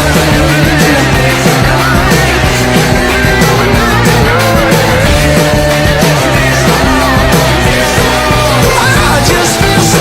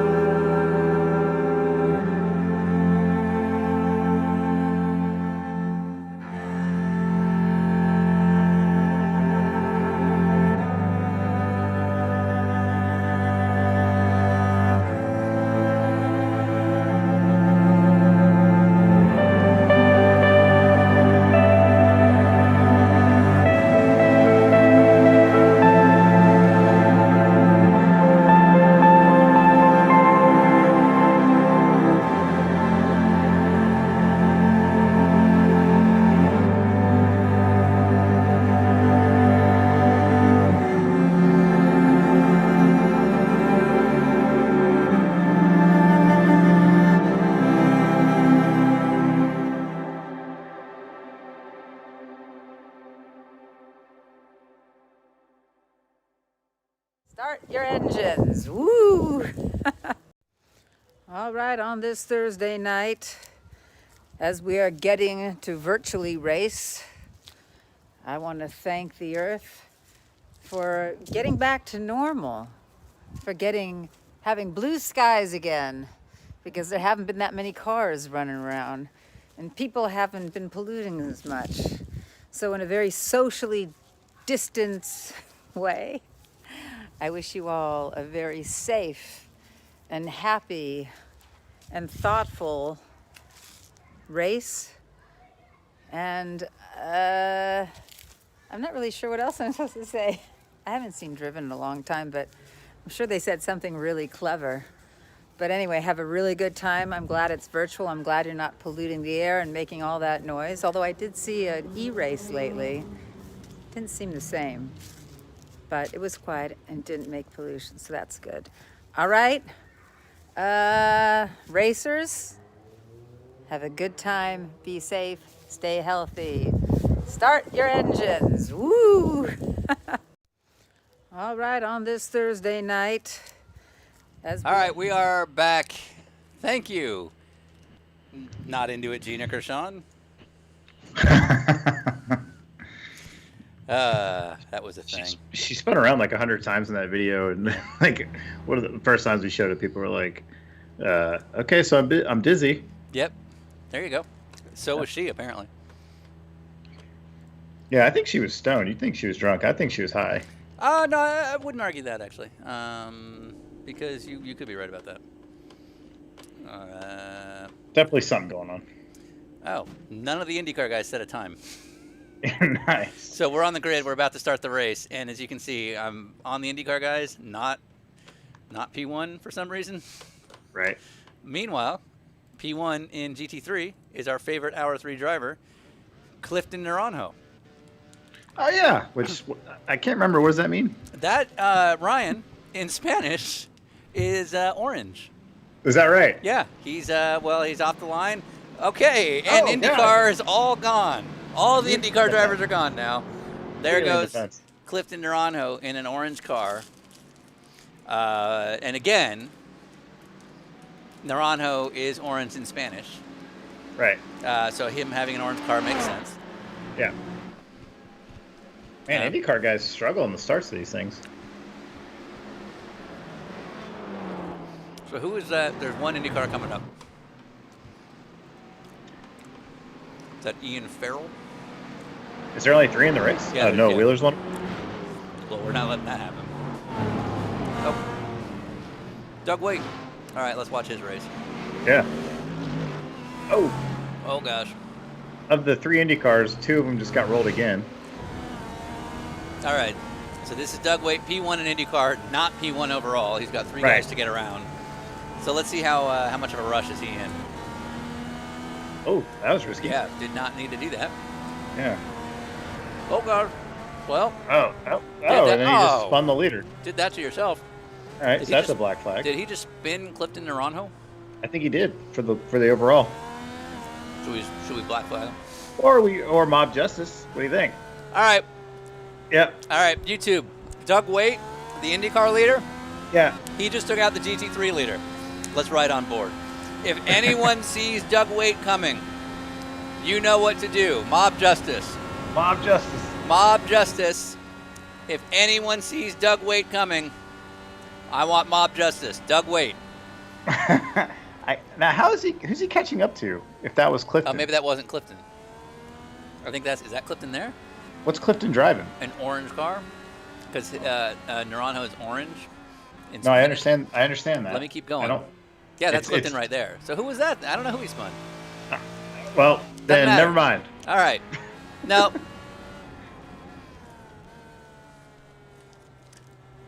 And into the wall of black.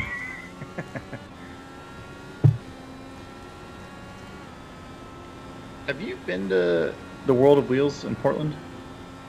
Is that the car museum? Yeah. Maybe when I was a kid, but Yeah, certainly not. they just announced they're closing. Oh, that's too bad. Yeah, they had like really a Mario Andretti exhibit, and like you told me before, it's pretty cool. Yeah, they had the Tim Richmond stuff up last time I was there. Yeah. Yeah, and they had the Smokey Unit car there for a while, if I remember. And Yeah, and they also have like the champion Lola, with all the color splotches all over it. Oh yeah, cool. Yeah. Huh.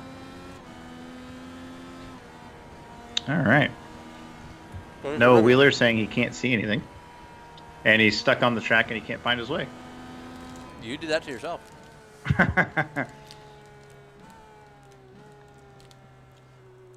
All right. So Doug Waite's having a pretty exciting run here. Maybe. See what else is going on. Yeah. That's Clifton Naranjo. Lane Walker. How did it get this boring this quickly? Yellow. Let's find a reason for a yellow. Hey, Maybe Christian Abbott. You are following Jeremy Lyons right now. Make it yellow. Christian Abbott, make it yellow. Don't be the yellow, make it yellow. Make it yellow. Make it yellow. Does he not care about what we say? God damn it, Christian Abbott. Oh, I never heard. Did Ryan Lewis enter any of the races? Oh, yeah. I don't know. I thought somebody mentioned his name earlier. But we got to find out if what he found out about listening to the driver chats tonight. Should we call him? Well, can you text him right now? Yeah. Ask if he was, and then let's just get a live report. Yeah. Oh wow. Well, they're actually racing, so Doug Waite's not going to create a yellow. Christian Abbott. Christian Abbott. Same thing. Oh, he got turned. Somebody made a yellow of him. Should we go yellow? We're going yellow. Well, let's wait until we get a Ryan Lewis report. That would be better for the yellow. All right. Oh, Dinesh is back. Dinesh was in yesterday's race. He's in the 4GT, right? Yeah. Dinesh Ramasar in the 4GT. Oh. And he's gone. Christian Abbott spun. Dinesh kept going. Dinesh just take out Christian? I'm for it. Yeah, that's fine. I don't know why. Christian's Yeah, fine, right. but I'm pro Dinesh. Yeah, he seems cool. Did Let's see what he do. Did he? Oh yeah, he just took him. Oh no, wait. It almost looked like Christian spun on his own. Did what? I mean. Oh, sorry. All right. So Christian. It almost looked like I didn't hear any contact between him and Dinesh. Oh yeah, no, there it was. Yeah, Dinesh definitely took him out. Mm-hmm. That's fine. Mob justice. Mob justice for no reason at all. Yep. Let's catch back up to live so we don't make that mistake like we've done. This is, by the way, this is the last race we're doing like this for the year. Or for the Blunder. Thank God. I mean, Oh, the rest of the races will be Apex. Oh. Too bad, right? Oh, it's a bummer. I know you're bummed. I actually think this works better for us doing commentary, but... Yeah, but things like audio being off for a few minutes, as much as that's IMSA's fault, it's also because I get a little distracted.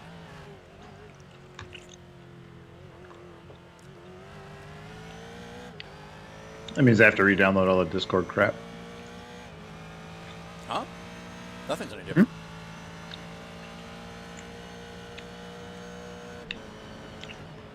All right. Well, this is Dinesh, and his race is pretty dull. No word back from Ryan Lewis. God damn it, Ryan Lewis. But I hear he raced in the first round. He was there. Was he Ryan Lewis about it? Oh, No idea. Nick Isidro. Do we have to go yellow? What happened? Oh, did he get hit by an IndyCar? Oh, it looks like he had a whole adventure. So this is Nick Isidro. Yeah. And I saw in the rewind, it looked like there was an IndyCar that kind of popped out of nowhere.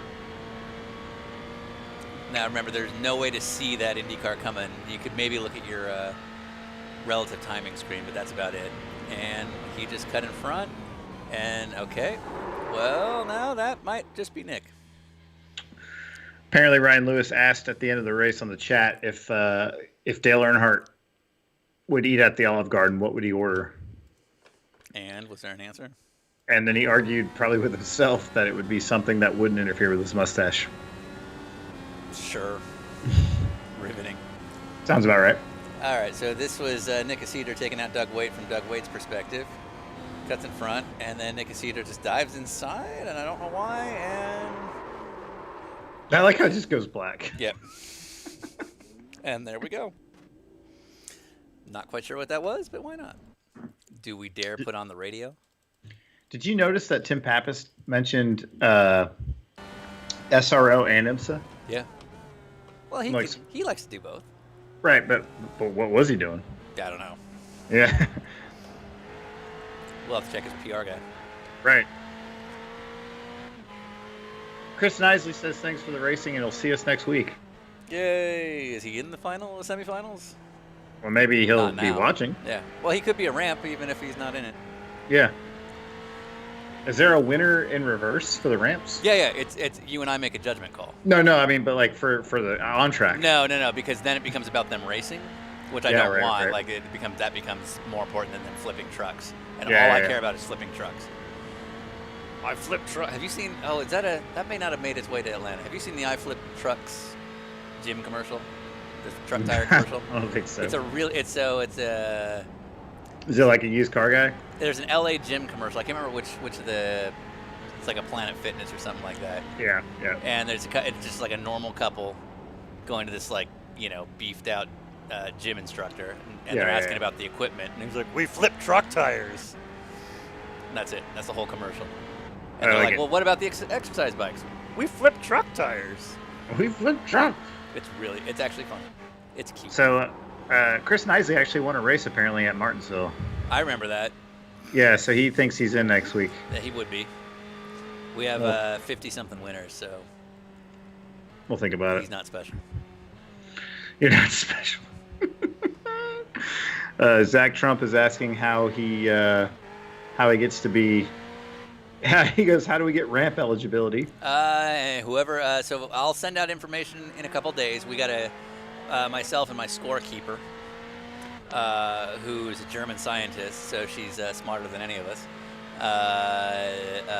We're going to tabulate the final points, go through the race winning, and we'll make our final semifinals list, make sure everybody agrees with that, and then basically anybody that's not on that list is eligible. They'll just have to email myself or Natasha. If you already know you're definitely not going to be a semifinals driver, then email myself and Natasha, and chances are it'll be a first come first serve thing. So yeah, if you know you want to do it, Zach, then by all means email us. Yeah, he said he'll buy a damn Nissan if he gets to flip trucks. You get to flip trucks if you buy a damn Nissan. That's basically the deal. Who are we running with here? This is Clifton Naranjo, our leader. Okay, what's the gap back? I'm pulling that up. 28 seconds, but it's actually between Ed Smith and Lane Walker. So that's, it was close. I don't know if something changed. Okay, so this is Lane catching Ed Smith. Let's see if we have a yellow anywhere. This is standard pit stop. No, it's not. Doug Waite in the pits. Trevor Price is offering to be a ramp. I'm happy to see so many people willing to be ramps. That's actually awesome because we need all the help we can get.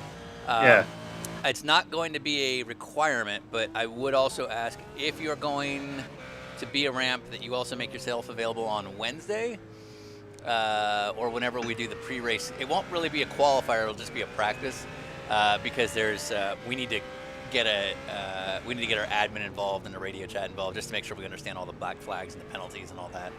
Yeah, which I have a feeling will be a problem. Yeah, that's why I want to better to go in and have one bad race like that so that we know. Yeah. So now, is the goal because in my head I see it's like you have 5 Nissans side by side by side by side. That's up to them. Yeah. Because then at least it's the same jump. You know what I mean? Why can't 5 people stay in one position? No, we practice that. It doesn't work. What happens? Everybody moves around. The impact from the truck to the car moves one, and then you have to reset. Trust me when I say it doesn't work.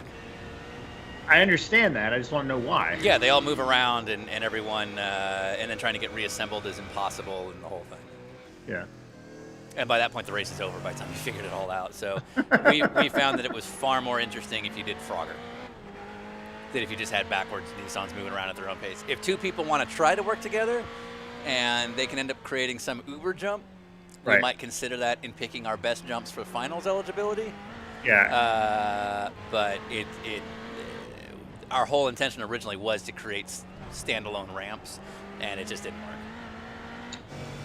So Robert Hibby is saying, remind Sean we need 2 separate driver chats, one for trucks and one for ramps. Yeah, but we don't want to tell the trucks that because then they'll get on the ramp channel. Ah. So, well, way to go, Robert, for forgetting that part of the conversation.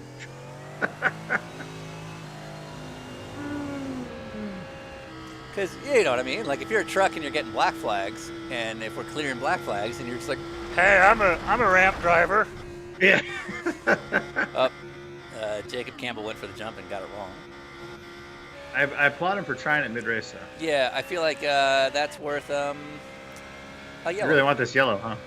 I mean, I'm not going to be able to throw another yellow for the whole Blunder. Oh, we have yeah, admins for that. That's my last yellow for the day, or Yeah, for the series. I just did it. How many cars are in this one? Not many. Like 20. Okay. Doug Waite. I think Clifton Naranjo is leading overall, if I'm reading this correct. Yeah, Doug Waite's way down there. Nice. But he'll catch up because he's got a yellow. Mob Justice. Clifton Naranjo will lead his way. Ed Smith, P2. It's gonna be Clifton Naranjo and Aaron Smith for the final. Clifton Naranjo, who just shows up for hour 3. Yeah, he does, doesn't he? Yeah, he doesn't show up for anything other than hour 3. And I wonder if it's a work thing or a schedule thing, or if it's just he just likes to be under the radar. Because like he's not. I don't know anything about the guy. He's not necessarily responsive to the stuff that some of the other firms are. Ryan Lewis writes in that he did not hear anyone moaning. Huh. So either it's overblown or now that the jig is up. I think they know because Foss has no idea that would want to know that, and he was like, "By the way." Okay. Yeah. Yeah. This is pretty bad. Oh yeah. Looks like he texted us a bunch of times. I'm seeing him now.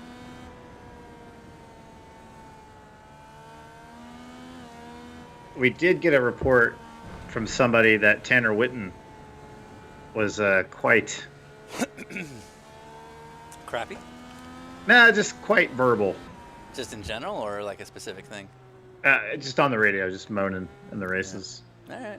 But that could be. Yeah, whatever. Yeah, but I did confirm with Ryan Lewis just now, on a separate note, that he did in fact debate the Olive Garden ordering tactics of the late Dale Earnhardt, and in his opinion, Alfredo sauce not good with a mustache. Probably.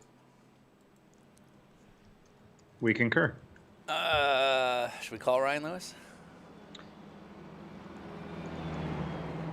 Let's find out. What is? Oh, we have it. Why? Okay. Is that Noah Wheeler? Was that Noah Wheeler? Because he's getting black flag. There's no need for that. He wasn't a black IndyCar, right? That's Noah Wheeler. What are you doing? It's under yellow. Dude, he's the new. Lance Snyder? No, Chris. What's his name? Knisley? Blackstock. He's the new Chris Blackstock. Hey, did they only do one race? Yeah, they didn't show up after we picked on him for Le Mans. Well, we didn't pick on him. He did it to himself. All right, how do I... Black flag 30 seconds. Yes. Noah's claiming he can't see anything. All right, but then why is he backing into cars? They have headlights. Okay, Ryan Lewis is apparently good to go, so give him a call. Yep. I've just black flagged Noah, so I feel proud of that. And let's go back to Clifton Naranjo. No, we did not say Shelby Blackstock. Shelby Blackstock's fine. Yeah, Shelby's fine. Yeah. Chris Blackstock decided that Nick Isidro didn't deserve to win. And Nick Isidro did what to deserve that, Ryan? Absolutely nothing. Right. And the thing about that is it's not Chris Blackstock's show. Alan Space is saying he did not win the GT3 race in race 2. He believes it was Benjamin Morton. Sure. Okay. Not with that attitude. Wait, it says they want... No, never mind. Oh, wait, that's you I'm calling. Yeah, I was like, what do I do here? I don't know what's going on. All right. All right, so we're going to call Ryan Lewis. Entertain us. Go. Hello. Hello? Can you hear me? Can you hear us? Yeah, What I is can that? hear you. What is that background noise? All right. Did he hang up on us? I don't know what just happened. Oh. That was the end of Banana Phone. That was the end. Now that I'll defend him a little bit. That sometimes my office can get patchy with cell connection. Mm-hmm. So maybe that was me. Maybe it was him. Easier to blame him. Yeah, I believe he's just cleaning the kitchen. So Your call has been forwarded to an automatic No, voice. that is him. That is 100% him. Well played, Brian Lewis. Okay. Well, he's never going to be on again. Well, we tried. All right. Well, we took Call Tim Papis again. What? Call Tim Papis. Let's call Pat Long. Yeah, Alvin. Oh, he'd take it too. Yeah, he'd be like, "Hi guys." Yeah, and he'd probably be. Remember that photo I sent you from our test day? Yeah, exactly where my head That's went. exactly what would happen. So. Yeah. Okay. Jess Maramba wrote the end of Banana Fun sounds depressing. Well, yeah, because awesomeness just ended. All right. Brian Lewis just said, "Oh my God, I don't know what else that means." Is that a Honda on the back of that GT3? Better be. Oh, is it the big Honda logo? Yeah, it's a giant Honda logo on a white car, right? On a white car. Yeah, I saw it yesterday. It was pretty cool. Let's see if we can find. Can you believe people are still watching this? I've been checked out for, well, really for years. Weeks. Yeah, that's pretty cool. Who is this? This is Ed Smith. Cool. Look at that. Yeah, see that guy with the last name, was it Aaron Smith that didn't get it? Yeah. Yeah, the series champion. Yeah, well, before Tech. Yeah. Right. Well, while we're under lighting, let's take a look at some liveries. Yeah, Here. Ryan Lewis claims his headphones aren't working, so. All right. I think you can call him back. William Booth. Well, let's look at liveries. Yeah. While we're doing. I like this. the NNF on that. That's William Booth. That Yeah. is me holding the shirts and a Dinner with Racers stamp. Bobby Unser's turkey delivery. Mill on the back. This is Dinesh. Well, we just lost the lighting. I don't know what's. Is that a Dirty Mo sticker on there? Oh, this might be a standard iRacing thing. I think Dirty Mo stickers are available without trading paints. Plus, Dale Jr.'s all right in our book. Oh, there's a Smokey Unic. Yeah, so Doug Waite ran a whole Smokey Unic tribute thing on his Indy car. You see the Smokey's Best Damn Garage in Town on the engine cover. Matthew, Trish Unic replied to that today, said she liked it a lot. Yep. So Matthew Struckman and James Nelson are boring. Daniel Vaught is dark. Jason Skeen is also dark. Look at them! Look at them brakes. I wonder if them going brakes. I wonder if they're at the back of the line. Noah Wheeler serving his black flag. Clifton Naranjo, Nick Isidro, Farrell. Is that lighting or is that just a black car? I think it's just. A black car. No, you did that to yourself if you got taken out. Yeah, the Battling car looks good though. Hunter Olsen. Actually, a lot of these are looking like they need a refresh. Yeah, but it's weird that some have and some don't. Yeah. I just refreshed because why not? I was given instructions to do a whole thing if I sensed that was the case with trading paints. Oh, actually, that raises a question. Hey, Ryan, I'm going to look at you for a second. Okay. And camera's on you. Cool. Dance monkey. I just ate an orange. Sorry, I just ate a Naranjo. Naranjo. I'm Ryan Eversley. Thanks for watching Dinner with Racers Thursday Night Blunder. Presented by Continental Tire, Acura, and Valvoline. And, of course, Trading Paints. To all 87 of you still watching, please send help. I haven't eaten for days. They've been keeping me in the bathroom with the door locked and feeding me waffles underneath the door crack. I've had magazines to read. No fresh water except for the toilet. And I haven't seen or heard from anybody that doesn't have 4 legs in 6 months. Is that a line from something? I just, off the cuff. Okay. Remind me to hit refresh in about 1 minute. Okay. And we can go back to the cars. All right, I think we might have had a small technical hiccup.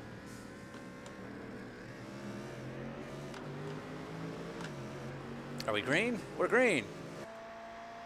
Are we? Yeah.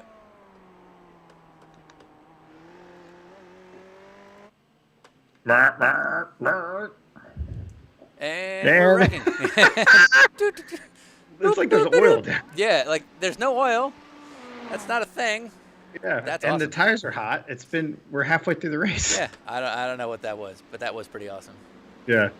The best was the first two Indy cars that spun in the first race. Yeah, it's exactly what you want. Yeah. We got guys in the grass for no reason. Yeah, that's how you stick the moves. All right, are they gonna hit? Come on, hit each other. Remember racing? Yeah. Those are the good days.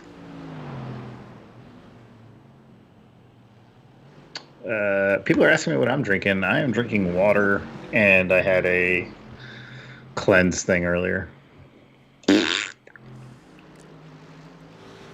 Okay, looks like.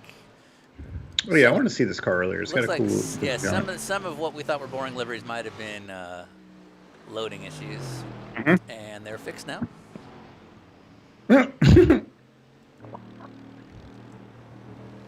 So what is that? It's like a little. Oh, look, that black and yellow car. Yeah, that's the Marcus Ambrose car.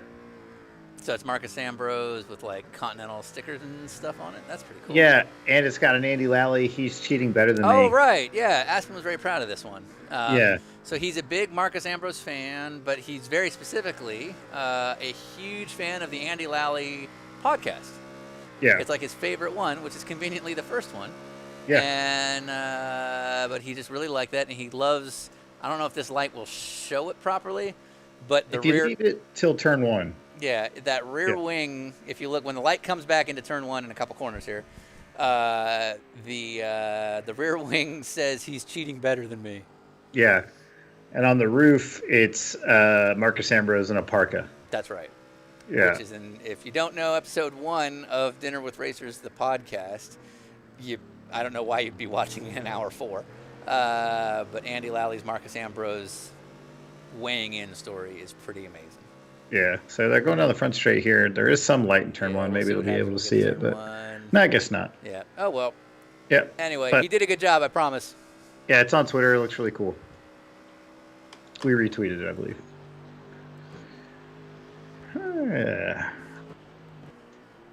27 minutes in. Somebody asked if I am back in driver mode. You know what? I am, because I have a feeling things are going to start picking up. And I've had the time to ride my bike, so I've been riding my bike like crazy. And if people can't make it over from Europe, I'd like to be ready to go just in case, for the bigger cars. Well, that's pretty cool light effect. Look at that. Yeah. Check that out. Psychedelic. What are you guys talking about? I can't. I'm trying to follow the chat. Sometimes it's like, You get like all these like sub conversations going. Right. We learned that when we did the Magnus stuff that, like, by the time you hit like hour 8, you're not even the chat room's its own conversation. They're like, yeah, it doesn't need us happen anymore. to be there. Like, I'm just gonna go home now. It's almost like it wasn't fun at the end. Tim Papis brought this up, so I guess I can talk about it. But he mentioned the IMSA call tomorrow. Yep. And that was supposed to be next week, so they bumped it up a week. Yeah. So I'm hoping that means there's, even if it's bad news, hoping it's news. Yeah. Just to know what to expect. Yeah. Yeah, and without getting too much into your and my plans, it's critical for you and I to know what's going on so that we can make our plans, because obviously the stuff you and I do can't get in the way of real racing.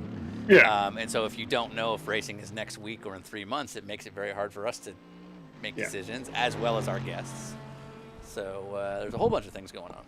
Yeah, because we're coming back with season 2 of the TV show on Amazon Prime, as well as the podcast. So We've got real things we got to get done. No, it doesn't take long to make those. That's It's pretty quick. easy. It's a cell phone, right? According to the internet. Yeah, you just use a cell phone. And they make the podcasts. Like, there's murder ones. There's episodes about exercise. Yep. They do all that stuff. Yep. There's a story there that's not known and won't be told. Hey, you know Matt Gorley? Do you know who that is? No. He produces the Conan podcast, but he produces a bunch of them, apparently. Yeah, sure. He's like a really big podcast producer guy and comedian and all that stuff. Sure. But anyways, he lives in Pasadena. Yeah. Well, Also, so does God, what's the guy's name? The principal from Andy Daly. I don't know what the hell you just said. Andy Daly, the principal from Eastbound and Down. Principal from Eastbound and Down. I honestly have no idea who you're talking about. Yeah, you do. Anyway, a lot of people live in Pasadena. It's a suburb to live in if you're in the LA area without, it's nice and normal. It's as like suburban as you can get, as you know, relative to much of the area. Unless you want to go to like Calabasas or some of the really wealthy areas on the other side of the valley. Where's Altadena? It's right next to Pasadena. It's basically Pasadena. Altadena is a hillside area of Pasadena. I got you. It's where the Pasadena Roscoe's is located. So I sent you a picture of Andy Daly. I'm sure you'll recognize him when you see it. So Ryan Lewis is opting out of our conversation. Don't care. And that guy, yeah. Joe Dorsey said Andy Daly is exactly the kind of guy that lives in Pasadena, by the way. Yeah. Like that's just everyone looks like that. Go on. Yeah. So Joe Dorsey said season 2. Are we doing a season 2? Well, we never announced it. We never denied it. Maybe. Sure. It's kind of like, I mean, yeah, it's just assumed, right? Because I mean, we made $1 million. Awesome. We made $1 million on the first season. In yeah, profit. I'm cashing out. We won an Emmy. Yep. And a potty. We won a potty, and here, let me put it to you this way: if we didn't make a season 2, where else would everyone's ideas come from? Right. I mean, how are other shows supposed to get made if we don't make our shows? Exactly. Just putting that out there. How much time's left in this race? I wish I was kidding. Yeah, we're like barely past halfway. We're at 32 minutes. We got 13 minutes to go. All right. We can't just end it. Anderson. And everyone's black flagged. Yeah. Is there anybody in this that's getting actual points? Yeah, I don't know. I'm trying to think what the point scenarios are, because like if we look at our cutoff people in points. Yeah. Let me pull up my my little printout. I came prepared. I printed shit out. All right, so like our non-winners hovering around the top 10. So if let's say like P8 through 13 were people that were kind of hovering around. Santiago Iglesias, Carl Viertaler, Jason Skeen, Patrick Matai, Jeremy Lyons, and James Nelson. I think Jeremy Lyons is the only name I've seen. Yeah. Well, Santiago, I thought raced tonight. Yeah, he raced in race 1, but I'm saying in terms of like what's going on now, is there anything to be racing for? Sure. Jeremy Lyons, is he here? Otherwise, yeah, I think there's basically no reason for this race to be happening. Like if I'm looking at my point scenarios here, this race is utter dog doo-doo. Well, at least it's, our fans are happy until we start black flagging everybody. Somebody asked, what's the worst place you've slept during one of these trips? In an MDX, still driving. Yeah, I was going to say, not sleeping is the worst place. It's going from Delray Beach Beach to Fort Worth, Texas, from Austin, Texas to Mooresville, only to find out that Alex Bowman could have waited the next day. Yeah. Honestly, those are like the worst places, because there have been a couple. Generally, our hotels are just normal. Yeah, we don't stand shitholes. No, but they're not fancy either. They're just, but they're. We always stay at basically chain hotels where it's the same standard of service across the country. Yeah. So I mean, I've got like the breakfast buffet, or I know the breakfast items at like Holiday Inn Express, like the back of my hand. Exactly. Like it's all IHG mid-level. We're definitely not being crazy with how much we're spending, but we're not staying in complete shitholes. Every now and then there'll be no option. So like we went, I vividly remember this, 2017. We were going from the East Coast to the West Coast, and there was this batch. We had to get to Laguna Seca for the 8-hour. Mm-hmm. So our last stop was, I think, Scott Tucker, because we did that whole expedition where we started making our way back, and then we had to go right back to New York. So we go to New York, but Scott Tucker was our last thing, and then we basically had like 2.5, 3 days to get from New York to Monterey. Yeah. And so halfway through there, we stopped somewhere in like Nebraska or something like that, if I remember. Oh, I know. I remember this. Yeah, and like there happened to be, apparently there's like a rodeo or something, right? No, it was like a fair, but like a work fair. It was like there's like a farm fair where you can, but like it's like a car show, but for farm equipment. Yeah. So it wasn't like fun and games and carnivals. It was like tractors and hunting rifles and all, but it was just a huge trade show for people in the Midwest that are farming. And like the circus was in town in the city. Like we see the city that has like 8 hotels. We're like, okay, well, it's the middle of Nebraska on a Wednesday. We're going to have no trouble getting a room. Yeah. And then it turned out there were no rooms available. We booked a room and they'd overbooked. Yeah. And it was like literally you and I and then like 8 other people that were overbooked. And we all found one hotel and we were all just like racing to get there, and we won. Yeah. But we ended up, like, it was one of the worst hotels we've ever stayed at. That's right. I remember that place. That place sucked. Yeah. And then we stayed somewhere crappy in Boston for like a night. Did we? Remember, it had the rental movies. You could get movie like tapes to watch in the room. Not only that, it was owned by one of our guests. You didn't have to say that. But it was, I forgot. And I was like, because we didn't want to, it was like, I don't want to not stay here, but I don't want to stay here. Yeah, because there's a Hampton Inn in the next parking lot, Yeah, like a stone's throw away. And I'm like, I love Hampton Inn. Great beds. Yeah, I remember we ended up like conveniently, we did one night, we're like, let's find an excuse to not stay here. Oh yeah, that was, you had a rollaway because there was a. Yes, I was in a rollaway. There was like in VHSs. Yeah. There was like VHSs we could opt in on. Yeah. And the kitchen had you had to basically write down what you ate and then put it in a little box, and they charged your room for it. Yeah, I remember that. And I was like, who's honest about that here? Right. Yeah. So we didn't. I think we were supposed to stay there a couple of nights, and did somebody just wreck? Yep. And we didn't stay there another night. Yeah. We came up with an excuse. Yeah, but then on the flip side of that is like when we went to Jamaica, we stayed in at the resorts because that's the only place you really could stay because it's protected and everything. And they weren't like amazing at all. Yeah, I'd argue. But they were. Go ahead. But they were cool. Yeah, they were fine. What I mean? It was like neat. Yeah, the service left a little bit to be desired, if you remember. Yeah, but that's a touristy thing. No. Yeah, absolutely. But we didn't stay at a resort because we were on vacation. It was much as it's a resort or places you don't want to stay. There was no in between. Yeah, I mean, because where we needed to stay were places that had security because we had everything that we have in Jamaica. Yeah. But then the other flip side of that is when we did David Hobbs and we got to stay at the Dickpool Hotel. Yes. And it was off season, so we paid a normal rate to stay in a 5-star beach resort hotel. Yeah, I don't know. I might say that was our nicest hotel. I'd have to do a catalog in my head, but the David Hobbs night before hotel, it was. We ate at the hotel, or we stayed at the hotel that the restaurant was in. Yeah. For David Hobbs, so it was nice because we got to we didn't have to get back in the car. We woke up, went and did lunch with him, and it was fantastic. But it was one of the nicest hotels.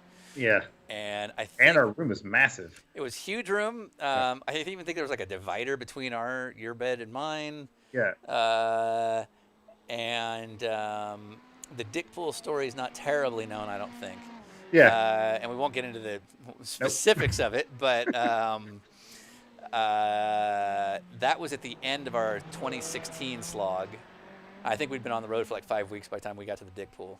Right. And for some reason, that dick pool was the funniest thing I'd ever seen in my life. I don't know if Yeah. you remember. I haven't had an attack like that in years. Yeah, where I you were just- like leaning against the wall to stay from falling down. Yeah, I couldn't. I laughed for like a half an hour straight, like I was in Yeah. tears, because from our vantage point, the pool that was lit up at night kind of looked like a dick. Yeah. That was it. That was it. But for some reason, I couldn't not look at it. Yeah. And then text a friend of ours about it. And then we lost a friend. But anyways, Yeah. terrible. Yeah. Somebody mentioned the Corgi Hotel. I mean, it's cool. Yeah, I don't need to go back. It was more like a nice hotel that had a Corgi gift shop. Yeah, like it wasn't like every bedroom had corgi sheets and stuff like that. I didn't know what to expect, but when you're in the corgi community, you get exposed to all the things that are in the corgi community. So everybody talks about this corgi hotel, so we went to check it out. The hotel was perfectly nice. Yeah. And they definitely had corgi stuff in the hotel, but it wasn't so gregarious. Basically, everything in the video that we put out, was literally everything that was in the hotel with corgi stuff. Yeah, the picture of you being the hashtag production life guy is in the Corgi Hotel with the shirt that Andy and I bought for you at VIR like the year prior. I remember that. We bought it at a Hot Topic in Danville. Question, did we stay in Aspen when we interviewed Janet Guthrie? We sure did. Yes, and that was one of our worst hotels as well. Yeah, it was weird as shit. Like, Yeah. because didn't we have our own rooms? And it was like, No, you and I had to share one room. that's right. But the beds were like singles, like, Yeah, it was like a kid's room. yeah, like you couldn't, if you rolled, you're falling out of this bed. Yeah, so for some reason, it was Aspen in October, so it was fairly off season, post summer before ski season. Hold on, what's going on with racing? Clifton is leading. Let's see what's going on overall. Doug Waite took the lead. That's Doug Waite right there. So yeah, Aspen off season, I figured we'd have no trouble finding hotels, which you don't. Here's the thing about Aspen though, because it's Colorado, everybody's on a fairly relaxed attitude. So off season hotels in Aspen, they just leave after 5. Yeah, exactly. Yeah, like there is no, like we're used to driving around the country and you can show up at 2 a.m. and there's somebody with a desk that'll give you a key. In Aspen, they didn't tell us this in advance. We just showed up at the room or at the hotel and there's a note literally on the door saying, Sean Heckman, walk over here, which anybody could have seen. And basically it was just like hodgepodge of directions to walk over here, now go over here, and then our key was like under a mat basically, and we let ourselves in. Yeah. And yeah, it was like this like log cabin kids room. You remember that? There was like there was like if you were a kid in the 1950s. Yeah, who dressed you as like a cowboy, bears on pillows and sheets. Yeah, like that would have been awesome. But if it's 2016 and you're in your 30s And you're exhausted. and you're over 6 feet, wasn't great. That was one of my favorite drives though, going from Aspen to wherever we went next, because we drove through some awesome stuff. Oh, that's when we took Bill Riley to the Continental Divide.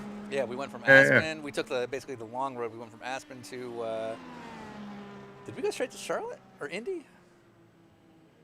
I couldn't tell you anything about that. Yeah. I don't know where we went next. But I do remember the drive through Colorado was one of my favorites we've ever had. Yeah. Yeah, the weather was perfect for it. Oh, we stopped in Denver. Oh yeah, we saw our friend Sarah. That's right. Somebody asked if we regret starting the series. Yes. Yeah, Jess, Independence Pass. That's exactly where we went, and we took pictures with Flat Bill Riley, and then random people took pictures of Flat Bill Riley. Oh, not only that, but like people were excited to know what this was for. Right. They were like, right. "Is this your friend?" And we made up a backstory that we don't want to share. So yeah, like people were very excited to. Well, they're also huge, 1990s world's WSC fans, right? Yeah, they were all in on it. Yeah. So the funny part was like I can't remember who was holding the thing and had no idea who he was. That when we for the video was it Marty Smith? No, he was cool about it. He was cool, but I don't think he would have known who Bill was. So Yeah, somebody was like, all right, okay. Was it Stenhouse? It's probably It probably was Stenhouse. It's like I can't say no, but I don't want to do this. Oh, that makes sense. We went from Janet Guthrie to Brad Kettler. Oh yeah. In College Corner, Ohio. But yeah, we stopped in Denver and then we went straight to College Corner. But that was a long day. We went in one day. We went to College Corner, and then drove another 2 hours to the Copper Penny to have a fun night with Mike Shank. That was all in one day. Yeah, that was fun. That was fun. And they were vastly different settings. Like Brad Kettler's house was this like serene farm beautiful. with like endless fields of corn and just tall grass, and it was like that, and beautiful red barn. It was so picturesque. Yeah. And like it was like a home cooked meal from his lady, and it was he's like soft spoken, and he's like really. Yeah. You just can tell he's very content with how his life has gone, it and was he's just like peaceful. Yeah, exactly. Very peaceful man. And then we get to the Copper Penny. And it's just everyone's drunk wearing Mike Shank shirts like it wasn't planned. There's body work on the walls. He's driving up in a golf cart, probably already hammered based on he drank three Busch Lights and was like trashed. Yeah, it was an experience. I think it might be over, or it's about to be over.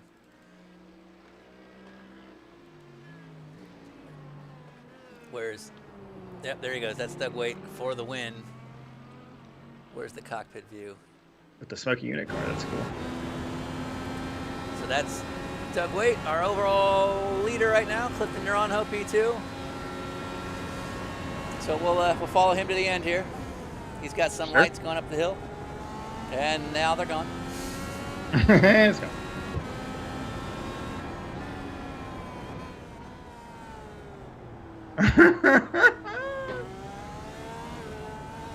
Who is the content calm man? I don't know what that means.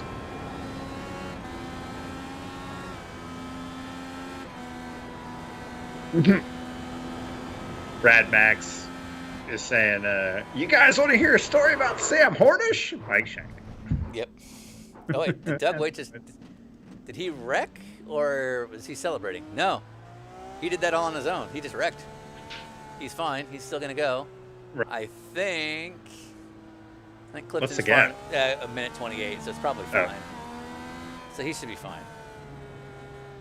Now it's just back down the hill, and I assume he won't make the jump. Right. Has any IndyCar tried? Yeah, apparently it just always nosedives. It just doesn't do it. Yeah, that makes sense. Probably hard to see it too. Yeah, it's probably got the downforce that it just sucks it right back down. Yeah, it's working against you. But you do have a minute 28 to play. Fair, but if you have to get a tow. He took the racetrack. Oh yeah, if you have to get a tow, good call. Yeah. Yeah, there he goes. So he's gonna take the win in darkness. Oh, we're talking about Brad Kettler. He was very calm and content. Yes, correct. Peaceful. Oh, and we got to go to the shop and see all the cool Audi stuff. Yeah, and we saw some parallels in behavior between everything with Brad Kettler is this. Yeah, this is a really cool Audi. It's got a very special startup procedure. You have to do this. I'm pretty much the only guy that can start it. And then it's like, yeah, this is a 58 Buick I'm restoring, and it's got really special ignition timing, and it needs another couple weeks, and I'm kind of the only guy who knows how to make it work. And I was like, God damn, I understand this. So you're the Brad Kettler of sports car racing PR? Of bad Pro-Am sports car PR web streams. You are the renegade. No, You're the Brad Kettler's the renegade mechanic of sports car. Clifton Neuronho on his way to taking a win here. Unless that's Christian Abbott ahead of him. Nope, it is not. It is James Nelson. He's stuck behind Trevor Price says, "Oh, he took the racetrack." Is his new favorite quote. Accurate. Oh gosh! Are they trying to wreck him? No, he's fine. I don't know. Like, what's happening here? Yeah, I don't know. They look like they're trying to wreck old Clifton Neuronho, which is not necessary. He's fine. Now remember, after you win, that's when you take the jump, unless you take it right now because you're a hero. Yes, Clifton, who's clearly not ever watched our stream. Yeah. Oh, the IndyCar did it. Did it? I didn't see. It tried. Yeah, it's gone somewhere. Oh gosh. Is that wow. That's Dinesh? That's not for position, right? No, Dinesh is way down. So he's just driving like that He's for no just reason. being a dick. Yeah, it's fine. He's like, yeah, screw it. I want to be on the stream. All right. And so I believe Christian now takes the win. Clifton. Go ahead. I guess I could have been Noah that did it because he's in a black Indy car and it looked like a black Indy car that went. Yeah, and that would be a Noah move. Yeah, he'd do that. He'd know it up. All right. So Clifton, Nice. I believe that's it. I believe Clifton is now the winner. I hope he's accelerating around now to do the jump.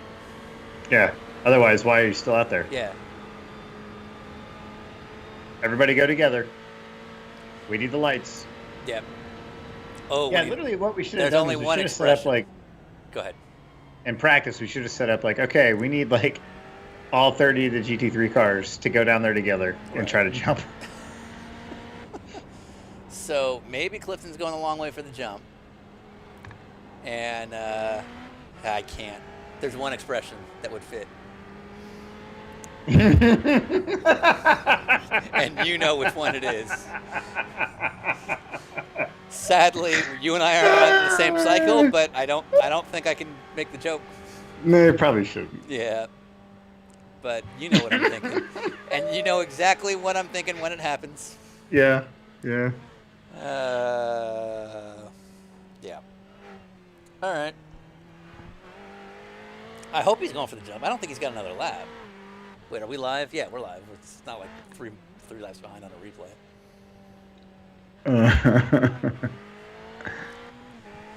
Okay. Hour 4. It's 4 hours, 10 minutes in. Yeah, why not? This is endurance sports car racing. All right, so here we go. Come on, Clifton.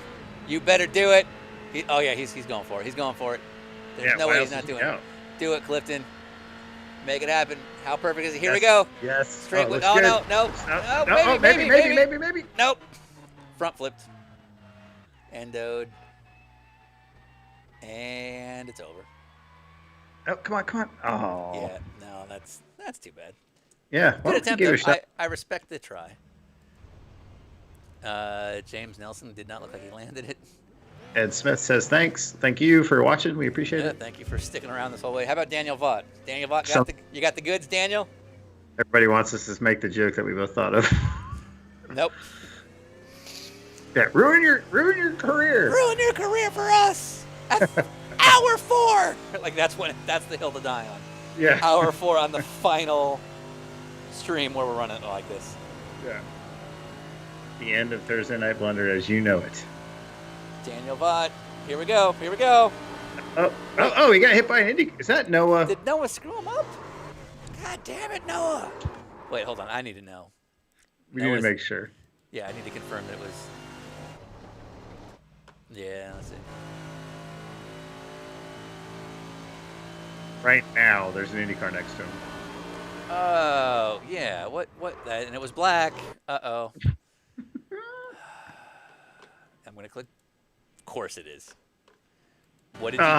Noah's in the chat room. I fucked up. Yeah. Wasn't your show.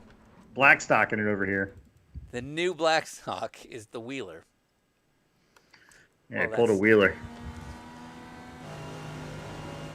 Well, is there anyone else still going? Let's see. Yeah, who did he do that to? That guy deserves a fair chance Daniel at Vaught. Daniel Vaught got screwed. it. Yeah, Dan Vaught needs to get a redo on that one. 100%. Oh, Aspen. Let's see what We Aspen believe in does. you, Aspen. You got this. I have a lot of faith in Aspen. What is happening up there? I don't Oh, know, that was the everybody's headlights going from the for car. Yeah.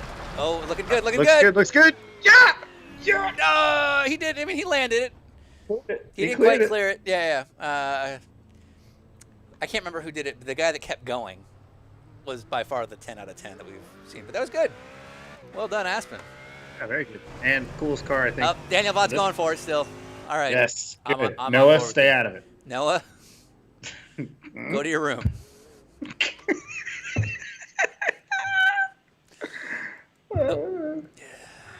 So that was Dinesh. Dinesh went for it. Looks like he didn't land it. Good man. He tried. Yeah, he tried. I respect the try.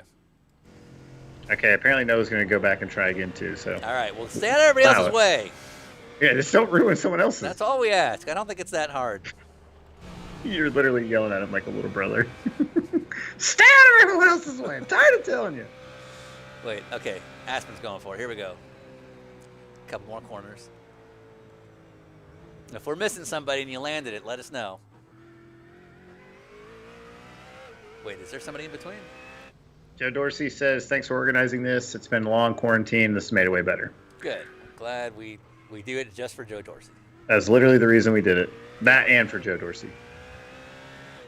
For all y'all. There we go. Setting this up. Letting us know. All right. Here we go, Aspen. Attention's on you. Well, he's got like 30 more corners to go. He's got to murder a couple kangaroos. Oh, there we go. Ugh, that was ugly. Yeah, he's not trying to make time. Here we go. Okay. All right, Aspen. Pressure's on. Oh no! What happened? Gotcha, bitch. What happened? Why did it pause? God damn it. Uh-oh. Did my computer die? Noah said, oh shit, the server ended. Oh, is that what happened? The server died? The server quit? All right. iRacing's like, no, we're done with this. Yeah, iRacing's like, this is not what we made this for. Guys. Did people Daniel bled Bond take for another this. try? All right. Oh, no, he still never recovered from the Noah deal. Yeah, I think the server's over. That sucks. All right. Oh, Aspen says it yanked me out, but go back 2 laps. Go back 2 laps? Did he have a good one? Did you have a good one? Oh, he said he landed one perfectly. Oh, all right. I trust Aspen. Some people, we call them Chris Blackstock. If they'd said that, I'd be like, yeah, right. Is it just a car with flowers all over it? But when Aspen says it, it's real. Yeah, no. And he brought, I think, one of the best liveries. Yeah. Hey, Aspen. I think I don't remember if Aspen. Listen, you're gonna, regardless of whether or not you're supposed to be in. If you bring mutt cuts, you are in the semifinal. Ooh. Huh? How's that? Yeah, I like that. I'd like to see Mutt Cuts jump in at Detroit. Mutt Cuts remains the best livery we ever saw, and we couldn't put it in the main one. Yeah, because of the so well done. Yeah, it was too bad because it was so perfect. Wait, was this his thing? Oh, I think I might have not had connection. Let's see. We'll wait, because this is him going down the hill. Yeah, that's it. Right, but watch what happens. He might disappear for just the time we need him to appear. It's like iRacing knows. Yeah, like, we can't do. Yeah, see that? See how that's the connection losing, right? And it was right as he was getting to the jump. Aspen, we're gonna need you to get that footage and tweet it to us. Oh yeah, see how he's still going right past it? Oh wait, no, that's a corner right there. So he didn't do the jump because he wouldn't be there. Wait, would he? Yeah, he would. Oh, so he definitely landed it perfectly then. Yeah. Because that's the end of it. See what I'm saying? Aspen, we need that. We need that in car. Painful. Painful iRacing. Yeah, trying to put on a terrible broadcast here and they ruin it with that shit. All right. Well, cool. Is that it? Is our regular season over? On to the postseason? Yeah, is this what it feels like to make it to the playoffs? Yeah, if you're on the production side. Yeah, on the production side, like, oh, we still have 2 more of these. Mm-hmm. Finally, I can see my kids. Well, yeah, one of yours is in this race, wasn't he? Listen. Aspen says he'll send us the tweet, or he'll tweet it to us. So. Good man. Cool. All right. Well, on that note, Ryan, you're going to be on screen here. There you are. You got an adorbs koalas behind you. This guy. That guy. All right. Well, thank you to Timothy Papis for. He needs to settle down back there. Yeah, this guy's getting bitey. Tim Papis for giving us the time, doing a great job, I guess. Yeah. Well, I mean, he told the story about the DWR TRG sponsorship, so that's something. He won. He won. He did. Congrats to Aaron Smith for taking the big regular season championship. congrats to all of our race winners, all of our participants.